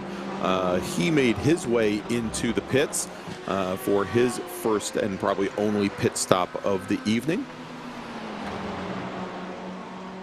We're keeping an eye on that. Dam and Rankin and Hartley, 2 seconds separating each of those gaps. Now, Dam to Rankin 2 seconds, Rankin to Hartley another 2 seconds, and those gaps continue to close. We could have a 3-way battle here for GTE before this is all said and done. All right, Kevin Carlisle, who was sitting atop, at least momentarily sitting atop the leaderboard in GT3, he takes to the pit lane for his probably first and only stop of the evening. As we go back and we had been watching that battle in GT3 with I believe Bernie and McGrew. Oh, pardon me, I'm sorry. No, that was the battle in GTE with Cameron Martineau and where's that? Hartley and Schwenke. I'm sorry. We had the Hartley, Schwenke, Rankin, and Martineau. But then in the GT3s, we had the Pico, Lavender, Allen, and Bernie. As now all those GT3s start to cycle through, Allen, I think, is the only one out there that has yet to take his stop. And he tends to do this. If you've followed a lot of our Ricmotech series, whether it's in this car or whether it's in the, whether he's running in the Miatas or even in the TCR car, he always seems to be the last one to take on his fuel stop. I don't know if he likes to be able to gauge what his gaps are, but right now, if he wants to come out in second, he's got to be in and out of there in less than about 37 seconds because that's right now the gap to Lavender. There we go, and actually it was Evan Wood and Jordy Fike that we've been watching as they continue nose to tail. Now, the other thing about John Allen is we've seen where he is many times seemingly the last driver in class to take fuel. He's also had a tendency to perhaps go a little short on fuel, let's say. You're absolutely right. We saw that at this track a round of the Miatas here where he ran out of fuel in his last lap, and then we were talking about it just in the last round of the Classic Sprints with the Miatas at Mid-Ohio, where he had to back out of a great race that was coming down to the last couple laps with 2 laps to go. He knew he was going to be short, and he just completely backed out just to survive and come home second. You got to think that's going through his head here as he's in the pits right now. And while he goes into the pits, let's jump back to this battle. Jordy Fike and Evan Wood going side by side up through the S's as they now come into the bus stop here and through the outer loop. It is the 96 car of Evan Wood still following Jordy Fike, and they're coming up on a lot of slower traffic right now that may impact things here. But great battle that has been going on now seemingly for like the last 20 laps or so between these two drivers as John Allen now leaves the pit lane. It looks like Allen is going to rejoin in second place here ahead of Caleb Lavender. Yeah, he's able to do it that come out in front of Lavender, see if he's got the pace coming out, if he's on tire change, if he's got anything in his tires, or if he decided to not take the tires, or see if he's got anything left to keep the fight up to Carlisle. We'll keep our eye on that. But as you mentioned, the battle of these two bow tie drivers here with Fike and Wood now catching up to McDonald, as we've now got a 3-way battle here for 9th in GTE. Yeah, and I'm looking at the pit times here back in GT3. John Allen, pit time almost 2 full seconds quicker than Kevin Carlisle and 3 full seconds faster than Caleb Lavender. Okay, he may have been doing a little bit of fuel save also for part of that race. We did see him kind of in the middle of that train, a little bit of coast, a little bit of short shifting and such. Might have been able to save him some fuel and make this last pit stop here just a little bit shorter than the others. All right, as we continue to watch McDonald and Fike make their way through the S's now. Last time by, Jordy Fike had a great run up through the S's, had pulled side by side with Wood, and they both now, as you can see here, as they've been, even though they've been battling it out, they're both making their way up to Jennifer McDonald in that number 99 BMW machine here as they head down into the boot. And so, as I've been watching Jennifer McDonald, the rear end of that BMW seemingly getting a little loose. That I don't think she took tires on her pit stop rotation here, and the 2 Corvettes definitely starting to make up ground on that larger BMW. Yeah, they definitely are. They might be a little bit easier on their tires than the front engine BMW, and we'll see if they're able to make a move here around this typically difficult to pass circuit, but we've seen a lot of passing today, whether it's on the outside of the outer loop or whether it's even passing side by side through the bus stop. We'll see if they're able to catch up and make a pass on Jennifer here in the next couple of laps. With just about 19 minutes to go here. Yeah, just under 20 minutes to go here in this 75-minute battle. All right, so we're back on board with our leader in GT3. GT3. That is Mike Dam, the number 93. He's got a friend. Yes, he does. Elvis Rankin now pressuring Mike Dam like he has not been able to do this entire race. He's only about 2.5, maybe 3 car lengths off as they come into the toe of the boot up that hill. And Rankin definitely making up ground. Remember the last time we checked in, about a 3-second delta between our 2 leaders, and that is now considerably less than 3 seconds. I would put it probably at about maybe half a second between them. Yeah, Rankin's been putting in 140-point-something lap times consistently, one after another.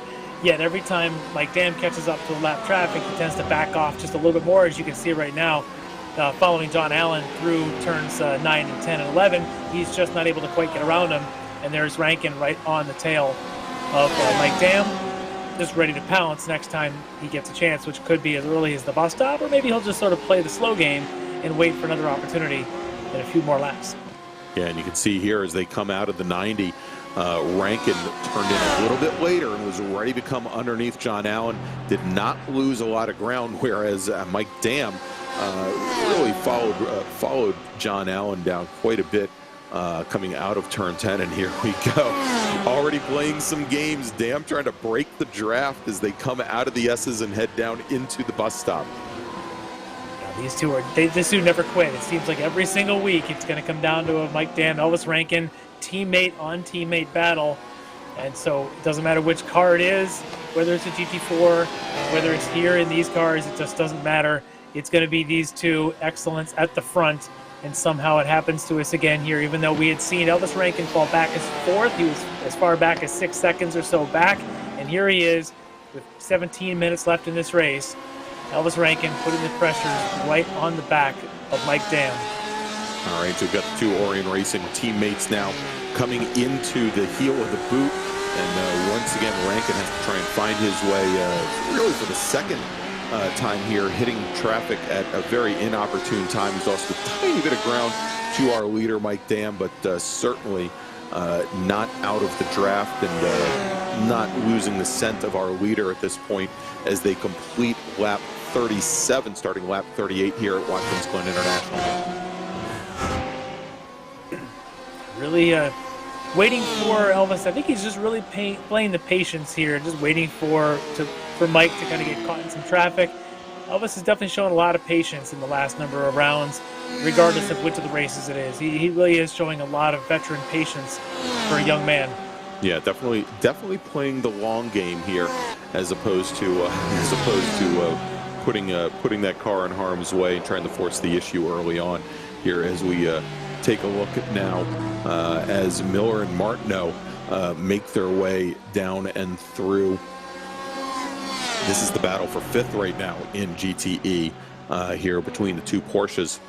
Martineau, of course, had been sitting up a little bit further in the order, had some issues a little bit earlier on with some GT3 traffic. He was running third for a while, if you recall. Yeah, and had some issues over at turn 9 about 25 minutes ago, thereabouts. But definitely trying to make his way back up the order. Mac Miller, who had a great start, made up, I believe, 3 positions on the start, and had been battling it out for second place, is in 5th right now. And here we go as they come down into the toe of the boot. Is this the place where Martineau is going to make ground? He gets pushed real wide, though. But that's a good place to be on that outside. He really able to get on the gas early, and he gets a nice long run. But now being on the outside for turn 8 is not the easiest place to be. You'd like to be on the inside here, but if you can get on the outside and hold it, now you're on the inside for that treacherous turn 9. They hopefully came close to contact. But now you've got the 2 RSR Porsches with the 2 LMP2s behind them. Yeah, they're going to fall in line and see if they can be nice and let a couple of these 9. So we've got our overall leader, Dean Cox, sitting right in the middle of all that, right there, trying to find his way through. Interesting to watch that number 9 car take the draft off of Mac Miller coming through turn 11 there. As Derek Holland taking his second pit stop there, right in the middle of all that. He was the second of those LMP2 cars coming up on this battle. He's going in for his second and final pit stop, and this battle resumes. And it looks like Brandon Whitworth is in now as well for his stop, sitting just behind Derek Holland on the pit lane. And looks like now the number 50 car, Arthur Chan, coming in for stop number 2 as well. And wow, look at this, the number 42 of Whitworth. Lots and lots of smoke. So we knew he was coming down the pit lane. That may not have been scheduled. Yeah, we'll see. He's had his issues, I think, today. Not running as quick as we've seen him in the past. Not having the day he was expecting, for sure. Yeah, it looks like he may have had a small issue with revolutions, we'll say. There might have blown the motor, so we'll have to see how that plays out for Brandon Whitworth, the number 42 machine. Still keeping an eye on here in this battle with Martineau and Miller, as they are catching up to the back of, I believe that's Kyle Burney there in the GT3 car. Yes. Burney still running in 5th, I think, in GT3. Burney currently running 5th in the number 33 car. Yes, sir. As he lets them on by, and some point there, I believe that's the and then we've Andrew got List. Andrew List in the 01 car. who is currently running second overall, trying to make his way back up to our leader. Margin right now between Dean Cox, the number 9, and List, the 61, all of about 10 full seconds as we go on board with Andrew List, and pretty amazing here to watch now as he gets under braking and going into the bus stop to just see how these cars, you know, how the downforce handles the very flat corner of the inner loop, the bus stop here, and it's almost just as if watching him slalom all this. He goes on the inside of Kevin Ford, not quite sure which way to go, and then goes on the inside of I don't know if that was Mac Miller there, and just not quite sure. He just thought, you know, it made it look easy though. I was going to say it made it look like a non-event for that car. Yeah. Yeah, very well done, Andrew List, and he's certainly driving at his best. Just, again, not having the data right now to set himself up for the win, but coming home second isn't a bad thing, but he's certainly hungry for that first win of the season here in LMP2. Still with about 12 minutes to go, 11 and a half minutes to go in this race. All So right, flashback here to Martineau in his battle with Matt Miller. Yep, and they've come up now on the back of Evan Peichel in the number 263 Mercedes. And they get by him as they head over into turn 10. It doesn't seem to slow him down all that much, but it has opened up things just a little bit for Mac Miller now as they make their way onto the front straight to complete lap number 40 for them. And let's go back to our battle for the lead in GTE. We've been watching that battle for 5th, but now we jump up back to the lead, and we've got Mike Dam, the number 93 machine, the Orion Racing machine, and then we've got Elvis Rankin sitting right back behind, about 3 car lengths back. Certainly still within pouncing distance. Things haven't changed all that much in the last 4 laps or so as they make their way through here, and looks as though they've got a little bit of daylight ahead of them here as we see them coming down through the coming into the heel of the boot. Doesn't look like they've got any traffic ahead for at least a couple more corners. Yeah, and they've been able to stay clear here for a couple of laps, and Rankin just sort of biding his time. I said biding his time, but they're clicking off 140.6 lap times. I remember Elvis Rankin qualified at a 39.8, I believe it was. So they're within 0.8 of their pole time in the class with each one of these laps at lap 40 now for the field. This is pretty amazing. And then Robert Hartley, although he's 4.5 seconds back, his last time I was a 40.4. I mean, these guys are amazing, the pace that they're putting in at this phase of the race. Yeah, at this point, after all this time, to still be running very close to their qualifying laps. And there's the lap times there, 40.4, 40.7, 40.6. These guys are screaming around this place 40 laps in. All right, let's jump back to the battle for the lead in GTE as we have, once again, Mike Dam, Elvis Rankin, the 2 Orion Racing machines. Yeah, Mike Dam has really got his pace on right now as well, as he actually was a couple tenths quicker than Elvis Rankin on that last lap, able to put a little bit more daylight, and I think this clear track is helping him. I think Elvis Rankin's a little better in traffic than Mike Dam is, and so Mike is taking all the advantage he can right now to open up that gap before they come up with traffic or before traffic comes up on them, which appears to be the next thing that's coming. Yeah, and if you saw the tail end of that view, we did see Robert Hartley in the number 3 Chevy Corvette. He's still, I guess he's about 4 seconds off of our lead Porsches, so he's still in the battle there, but he's got a long way to go to get back up. He should be cresting the hill here in just a few moments. There he is.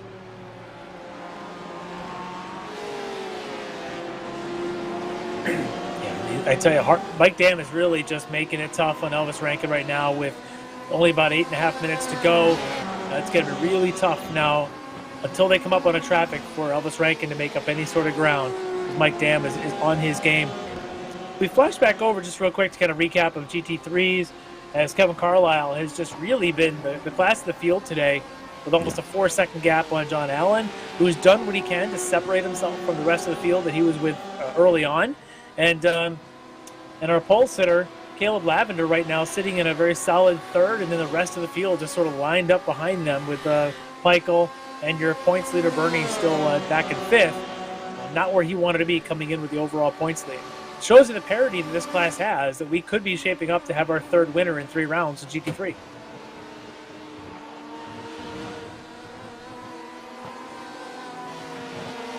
Here we go through some more of this traffic with these GTE leaders going through some of our GT3s with Mike Dam getting his way around relatively quickly, but Elvis Rankin trying to be just a little bit quicker, tuck inside, try to make up another 10th if he can to stay with Mike Dam. Yeah, and the last couple times they've had very little issue getting around some of this slower traffic, and they've come up on them at just about the right time. Now, certainly going through the outer loop and making passes on cars, the G-forces involved there, it's certainly not an easy outside pass there, as the track does flatten out on the outside portion of that course, or that part of the course, but both cars still maintaining speed, and doesn't seem to have affected one more than the other. I will say, though, I keep looking in the back here, and we still, we have just about 7 minutes left to go in this race. Hartley is making up a little bit of ground in the background there. Again, I don't think he's going to be really in the battle here for the win, unless something really drastic happens as he makes his way down into turn 1. But he's still in it. Currently holding tight with that last step on the podium in GTE. Yeah, right now, absolutely solid in the podium right now, but he's going to need some help for something to happen in front of him. Elvis Rankin, though, looks like he's ready to pounce now with that closing quickly on Mike Dam. All right, as they come into the bus stop, Rankin now only about a half a car length back as they jump in, and looking somewhat tidy there. Rankin a little bit later entry into the bus stop, and he definitely carried a little bit more speed through there. And you can see here he comes side by side as they head down the chute, heading towards the boot. Dam with the car perfectly positioned as they roll through turn number 6 and start to roll down here. But it's pretty clear that Elvis Rankin now is he's done playing around. He's done sitting behind his teammate here with just about 5 minutes left to go here in this 75-minute race. It's almost as if he waited for about 4 laps to go to start this, and here he goes on the inside of me. And Dam gives him room, but Dam's going to have position going into turn 9. And as they set up, here we go, and they roll through. So we'll see here. It really was like a switch. Like he just waited for maybe a bit of weakness, or waited for Mike Dam to show that his concentration had just flawed a bit, and Rankin just cranked it up, and you could just see him get a great run off of 1 and just pin him going through the bus stop. And now he's relentless, just will not hold back on anything, and now he's going to try and go side by side through turn 1. And he should be in perfect position here to roll through turn 1, as long as Dam doesn't keep him to the inside. And you can see there, Dam runs very wide, as is the normal line through there, and his setup coming through turn 4. I would have thought that Dam might have lost a little bit more ground to Rankin, but Rankin, keeping that car tight on the exit of turn 1, unnecessarily scrubbed a little bit of speed off here, but he's got position going into the bus stop. He does. Dam's going to have to back off, and now Dam becomes the chaser. He's going to become a little bit more of the hound catching the rabbit.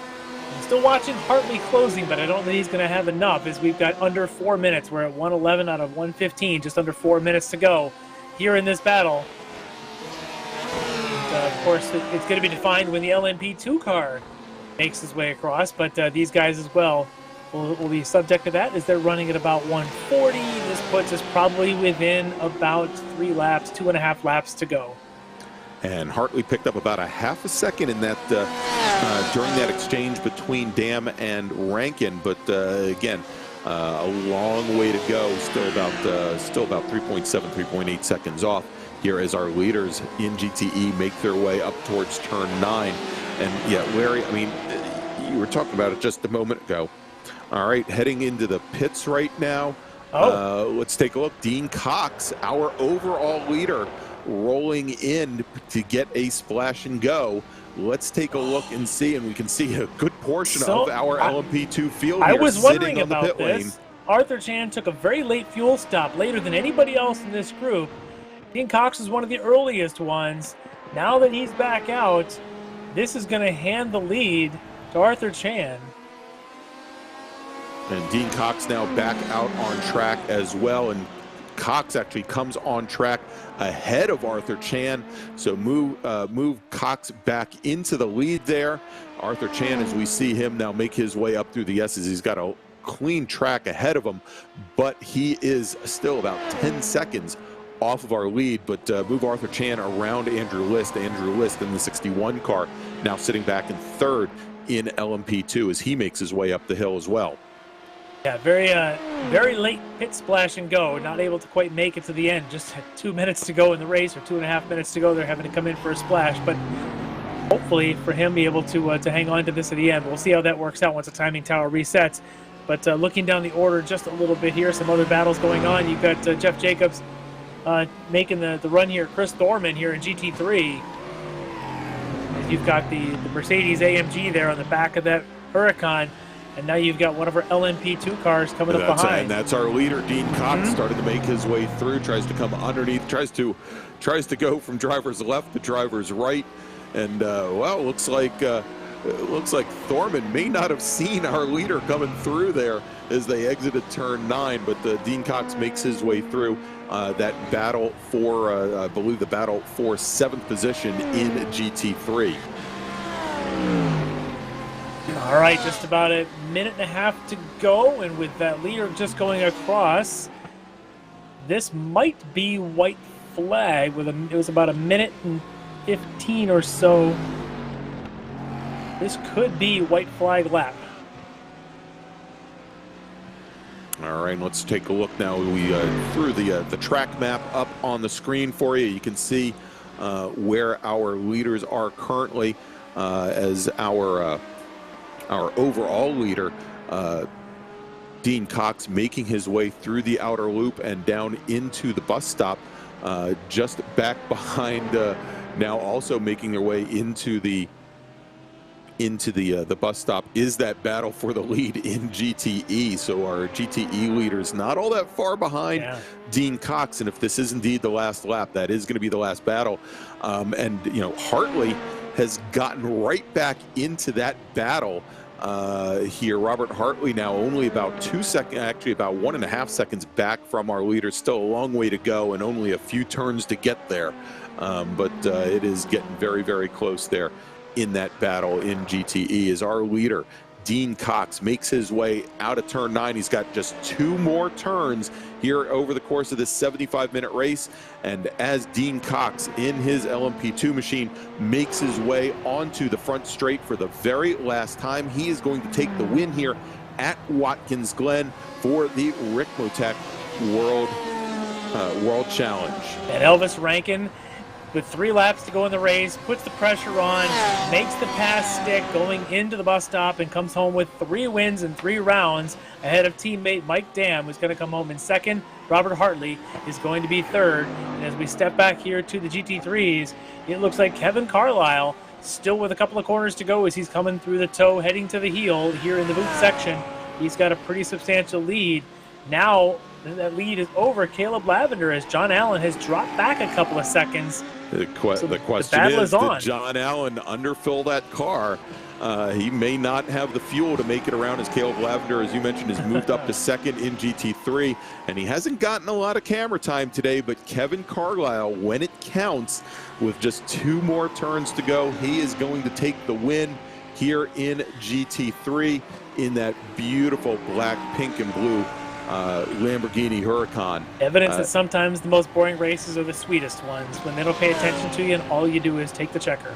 There you go. So he takes the win, and John Allen, let's take a look. I think John Allen may have... he made it. Yeah, he did make it across. He will finish, Lavender will finish 2nd, John Allen will finish 3rd. Now, we didn't catch him crossing the line, but Arthur Chan will finish 2nd in LMP2 as he just comes back into view. He was right behind our GTE winner and 2nd place finisher, Rankin and Dam. Andrew List takes the number 61 car home in 3rd in LMP2. All right, exciting finishes all around there. A lot of great racing as usual. Some exciting things happening in LMP2. GTE, as always, comes down to the Rankin and Dam show.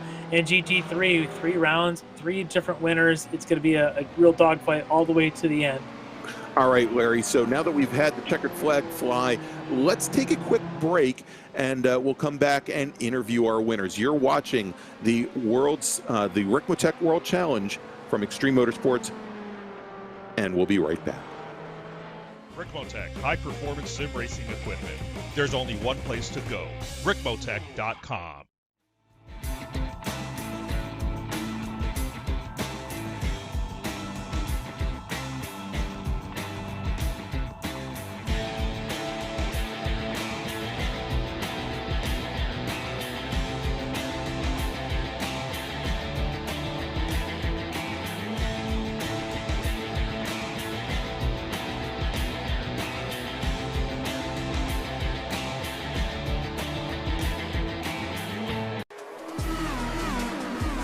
What a race this has been.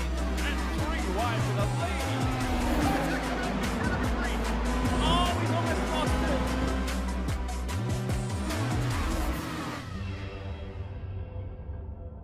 The official Road to Indy E-Series returning to iRacing Wednesday, 6:45 Eastern. Catch all the action live right here on Apex Racing TV. Ricmotech, high-performance sim racing equipment. Whether you're just looking to have fun, train for race day, or become a serious esports competitor, Ricmotech has you covered. Hundreds of name brand parts. Support from experts that love sim racing. Trusted by the pros. There's only one place to go, Ricmotech.com. And we're back here from Watkins, Glen International, the Extreme Motorsports Ricmotech World Challenge. We just had the checkered flag fly. We've got our winners, Dean Cox in LMP2, Elvis Rankin in GTE, and Kevin Carlisle in GT3. You can see them all lined up there right under the pedestrian bridge. And we're going to bring some of them in for some interviews. First up, we're going to bring in our GTE winner, Elvis Rankin, in the #1 Orion Racing machine. Over to you, Larry. All right, let's talk to Elvis Rankin, our winner in our GTEs, who had some issues early in this race, but when the time came down to make the pass and it really needed to count, Elvis Rankin made the pass for the victory. As we're going to get him into our broadcasting room here in just a second. Drag him in. Give a second here.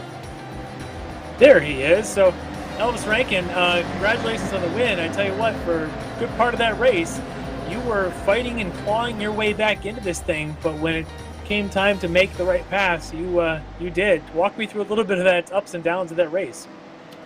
Yeah, I was just, obviously made that mistake, and man, it just seems like every single week I'm just making these little mistakes and having to fight back from them. I'm obviously happy with the performance of bringing it back, but it's like making it a lot harder on myself. But nah, Mike was really quick, and mine and his paces, it seemed like I had a pretty decent sized leg up in practice. When I was 5 seconds back, I was like, no worry, and then he started clicking down times as fast as mine. I was like, I don't know if I'm gonna get there, and then I just think it was not even about the time, not even how fast you were. I think it was about how lucky you were. I think it was, if you got good traffic, then you were fine. Obviously, I don't know if you guys caught it on the broadcast, but we had like 2, pretty much China brick walls through that final section, and it just killed us. I mean, it killed us like 3 seconds. It was insane. So yeah, the traffic looked like it was just very intense tonight with the 3 classes intermixing, and the groups of GT3s were just insane to try and pick your way through. But as you got to the last stages of the race, you and Mike kind of had the track to yourselves quite a bit, and it looked like his pace was great. What was your thought winding down 3 laps, 4 laps to go, and were you sure you could make a move? So when I catch him, I'm like, oh my god, no way, I caught him. And I looked at the time left because I'm like, I'm probably gonna have like one, 2 laps to set him up and try and pass him. And I have like 13 minutes left in the race. I'm like, okay, I got some time to play with. So getting to him, I really had to burn up my tires to try and just get to him in the first place. And when I got to him, the aero push was insane. So I had to back up my braking points, cool back down my tires, and then I knew he was maybe going to start overdriving the car just a little bit, which thankfully for me, he did. And then I was just able to just kind of back up my braking points and then get that run out of the final corner and get him moving in turn 1. And obviously it went a little longer than I had kind of planned, but was able to make the move stick. Yeah, it was a great move, and you didn't really give him a chance to come back at you. You seemed to be able to pull away and keep that gap all the way through the finish there. So well done on that. Very tough race. 3 victories in 3 rounds. You've got to feel good about that. It's a good start for you here in the World Challenge Series. It's definitely the start I was looking for after being the GT3 champ last season. But I'll tell you what, it's not been easy. If you look at the result sheet, you see, okay, qualified on pole every 3 races, and then won 3 races. That's not the full story. And I've had to work for him. And I know Mike is pushing as hard as he's ever pushed. I'm pushing harder than I've ever pushed, and just trying to, just rebound. Yeah, it's evident that overcoming some challenges, we'll put it that way, to be nice, and you've done it really well, and really appreciate how well you put on a heck of a show, and you're really able to hit the marks late in the race and be able to pull out these victories. It's great to watch, and I'm looking forward to seeing you in each week in every single platform. So congratulations on the win tonight. Anybody you'd like to thank? Oh, for sure. First off, I want to dedicate this one to Frosty St. Clair, my team manager and owner. Just such a nice guy. Brought me into this team. He let me bring some of my closest friends and now teammates into my team, and it's just been so much fun, just the journey with him. And I want to give a big thanks to him. This one's for him tonight. Orion Race Team, our sponsors for our team, Joel Real Timing and Joel, and HPP and Mark. Just thank you to those guys. They keep us on the track every week. I'd like to thank my mom, my dad, my grandma, my grandpa for just supporting me with everything, whether it's real life or it's in sim. Just thank you to those guys. They're the real off-camera heroes, I should say. I want to thank Extreme 99, Ricmotech, and Proforma Elite Texas Graphics for putting on the league. The admins, Kevin, Jeff, and Ryan. He wasn't here tonight, but still, thanks to him. And then, you guys at Apex Racing TV for just putting this whole deal on. Appreciate that, and got quite a team there. Big support all around, and it's evident from the performance you're able to put on. So congratulations, and looking forward to you next week. Yeah, thanks, guys. Thanks, Elvis.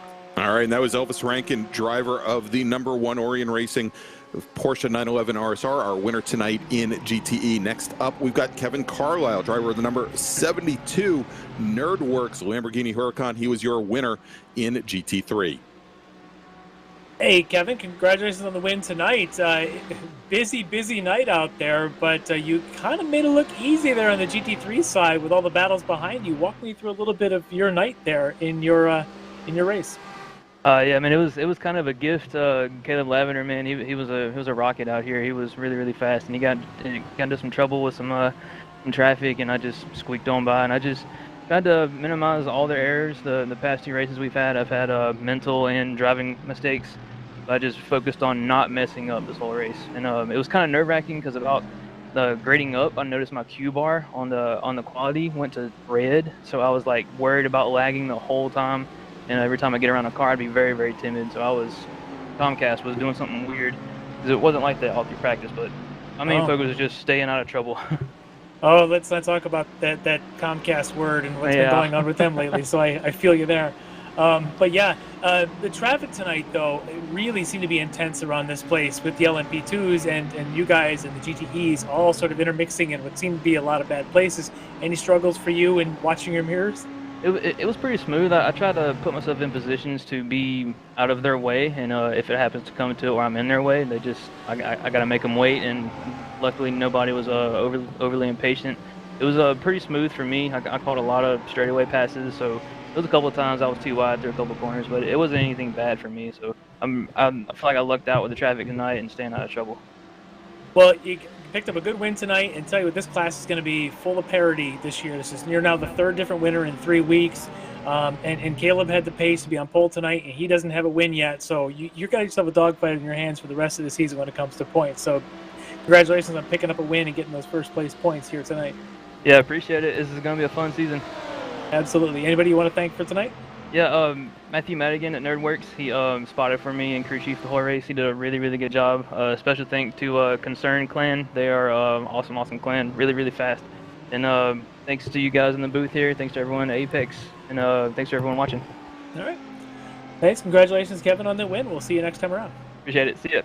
All right, that was Kevin Carlisle, driver of the number 72 NerdWorks Lamborghini Huracan, our winner in GT3. Next up is going to be our overall winner, LMP2 driver of Whipperman Racing, number 9, Dean Cox. Do we have Dean? We don't have Dean. We don't have the overall winner of Dean, but we do have Arthur Chan. a podium finisher who won the first 2 rounds. Has got himself a pretty good points rack up going on here. Arthur Chan. Arthur, congratulations on another fabulous finish here, coming home in second. Tough night tonight, though. It's pretty busy out there for you. Yeah, absolutely. Really happy with my finish. I achieved my main goal, which is to finish in front of List, and I knew he was going to have more pace than me, watching through our practice times, and I just know he's a more talented driver. So I had to try something different, which seemed to have worked out. Definitely learned a lot tonight about strategies and different things I can try. So it was a really good night. In terms of difficulty, it wasn't too bad. I was just being very patient with the cars, trying not to force anything, just knowing that the ebbs and flows are going to come back to me. It was really nice to get back to multi-class racing again after last week. Yeah, absolutely, and that seemed to be a lot more fun to watch. Last week was interesting with the sprint format, but seeing tonight, watching you guys mix it up with the GTEs, GT3s really made for some interesting battles, and at times moments of suddenly you'd find yourself catching a pack of GT3s and GTEs, going through the boot at times. Do you just have to be patient and just sort of make your way through, or do you have that clock in your head knowing that you're losing pace for your target? When I'm driving, I'm really thinking about the whole season. So whether I win, finish first, second, third in these races, it's not that important to me because I'm just trying to keep the points up there and try not to have any bottom place finishes through the season. The old Alain Prost method of just rack up points and see where it goes. Yeah, absolutely. I remember when I was following behind Cox, there was one time where he was basically stuck behind a 3 wide of GT3 cars all the way down the pit straight. And I think I made up 6 seconds on him in that lap. But no, what goes around comes around, and I think a lot of it is I think if you give people the space and they learn, what I love about the league format is that you're driving with the same people over and over again in both your class and other classes. So you get to learn how people drive, and you can kind of state to them how you want to drive as well. So if I kind of show that I'm always going to have patience, then once in a while, there were a few times where they didn't have to let me by, but they could kind of, I think they were aware that I was in a close fight, so they kind of made extra room for me, so I really appreciated that. Yeah, it seems like a great group to race with, and it's evident out here with just almost no contact between classes, and it looks like a really good, respectful group to race with, so looks like a lot of fun. Absolutely. So congratulations on hitting your target and finishing ahead of your chief rival there on points, Andrew List, and coming home in second tonight. Anybody you want to thank? I guess the main, well, I'd like to thank my competitors actually, because the D2D guys and Cox and Smith, they were really pushing me to work really hard between races. I know I'm fighting against an entire D2D team of talented drivers, so I'm really pushing myself to get prepared as the best prepared I can in between these events. So I'd actually like to thank them for pushing me. Absolutely, that's part of what makes it a lot of fun, makes you want to come back each week. Absolutely. So, congratulations, good finish, and looking forward to seeing you in the next round. All right, thanks. See you later. Yeah.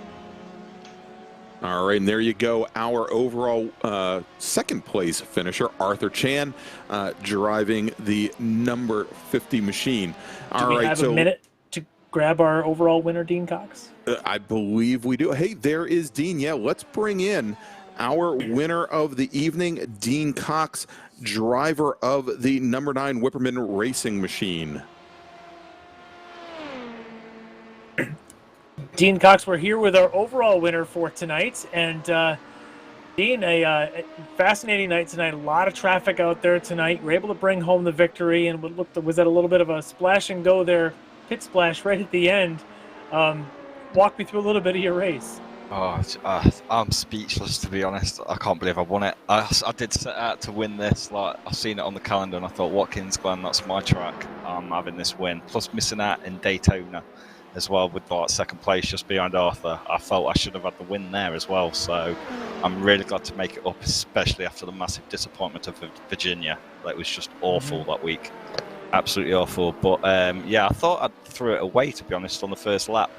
I tried to get past Andrew, but he defended really well, so I just took avoiding action, not to ruin either of our races, really.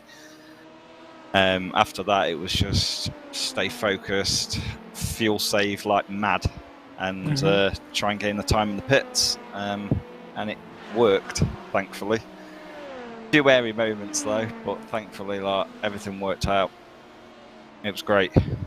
Yeah, I mean, it's a really tough field, and you know, you definitely got to just keep pressing. We've seen this week after week now, where it's not always the person who leads every lap that comes home the victor, but it's the one who kind of limits those mistakes, who's able to pull them over the victory. And tonight, that was you. So, congratulations on getting this win at a track that we all love. You're not the only one. We all seem to love this place. So, congratulations on that.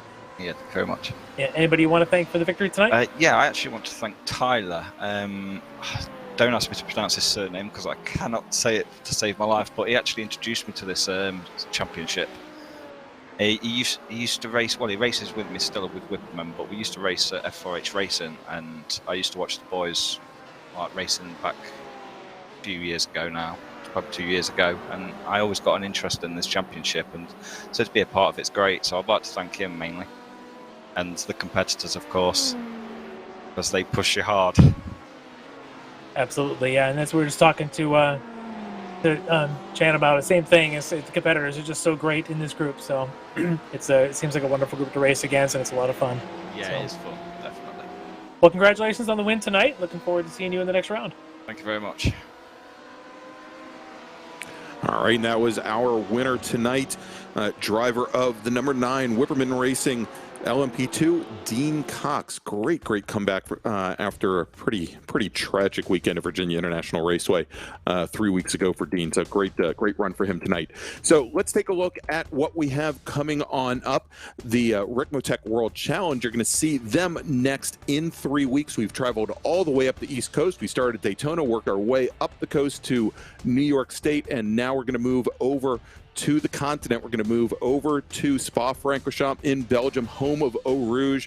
That is going to be March 22nd. Once again, we're going to see our LMP2 cars, GTE and GT3 cars, battle it out for 75 minutes. But next up on the schedule, next Monday night, is going to be round 4 of the Classic Sprint Series. That's our MX-5 drivers. They are going to be out at Sonoma Raceway, and then in 2 weeks, round 4 of the sports car series. Those are TCR and GT4 drivers. They're going to be at the home of the Detroit Grand Prix, Belle Isle. So be sure to catch us. Larry, great evening tonight, and I thought that things went amazingly well here at Watkins Glen.